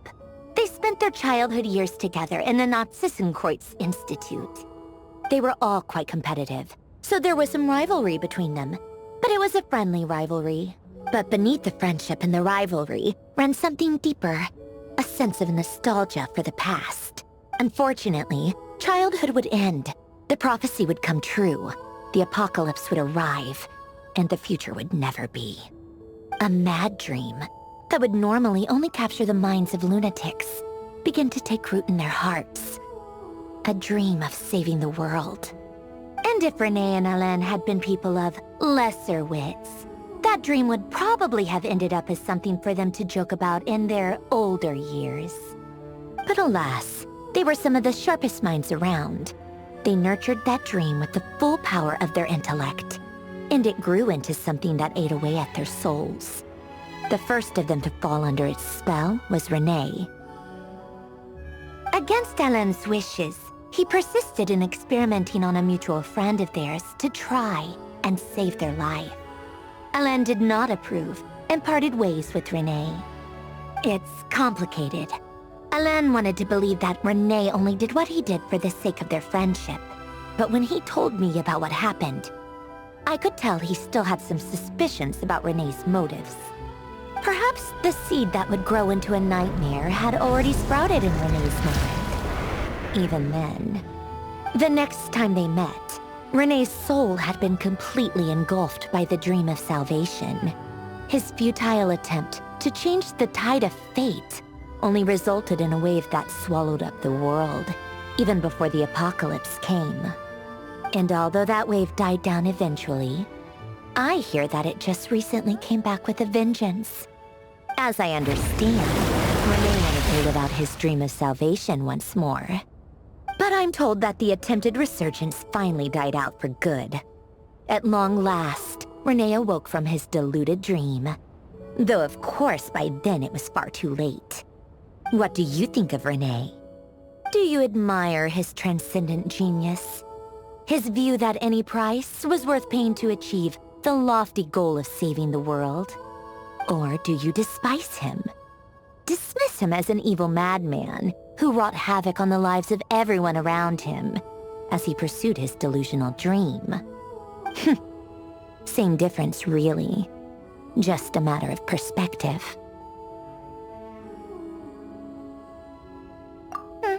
What a cop-out. But I suspect you'd have a more incisive and insightful answer if we dug into it further. I don't like fanatics who give up their whole lives for their ideology. Nor do I like fools who let their delusions take control. Maybe I could understand if René had just been an ordinary person. But he had a sage-like intellect. And still managed to get himself lost in the labyrinth of his own desires. Anyway, that's enough about René. Now, moving on to Alain Guillotin, the Lord Artificer. He managed to put a stop to the first storm whipped up by René. But after that, Alain lost his friends and family. To his credit, I suppose, the loss of his family and friends was purely a tragic accident. It's not like Alain sacrificed them for his cause or anything. After that, the only thing supporting his work was the same dream that had dragged his closest friend down to the abyss. But although the desire to save Fontaine drove him to found the Fontaine Research Institute, Alain continued to reject any form of transcendental knowledge or power. He was suspicious and fearful of it, having seen the way it had affected his closest friend. I think that formulas and machines derived solely from human intellect were the only thing that gave him a sense of spiritual comfort. Yet Alain's intellect was simply too great. It barely left him space to breathe in his lifetime. Once he realized that the end of his life was approaching, he finally accepted the truth. The Nazissenkreuz Institute needed someone, and a human being, to see its story through to the end. He quit working on his formulas, trading them in for the fairy tales that had played such a formative role in his childhood, but which he barely touched in his adult life. He told me that the director of the Nazissenkreuz Institute used to read those fairy tales to the children as bedtime stories. Apparently, they worked wonders at sending kids off to sleep. I think that all he wanted at that time in his life was to be able to sleep deeply without being plagued by depression. By that point, nothing else really mattered. At the very end, he laid down to rest in the ruins of the former Nazissenkreuz Institute orphanage, while the Fontaine Research Institute he had founded continued tirelessly with its work. Many years after that, tensions over competing dreams would once again cause a rift, this time between members of the Fontaine Research Institute. But the actions of those fools had nothing at all to do with Alain. And that is the story of two people from the Nazissenkreuz Institute who both wanted to save the world. One went all in on his fantasy of salvation without ever looking back, and ended up calmly sinking to the bottom of the deepest sea. The other sought desperately to burn bright in his life, even though he wasn't sure where he was going.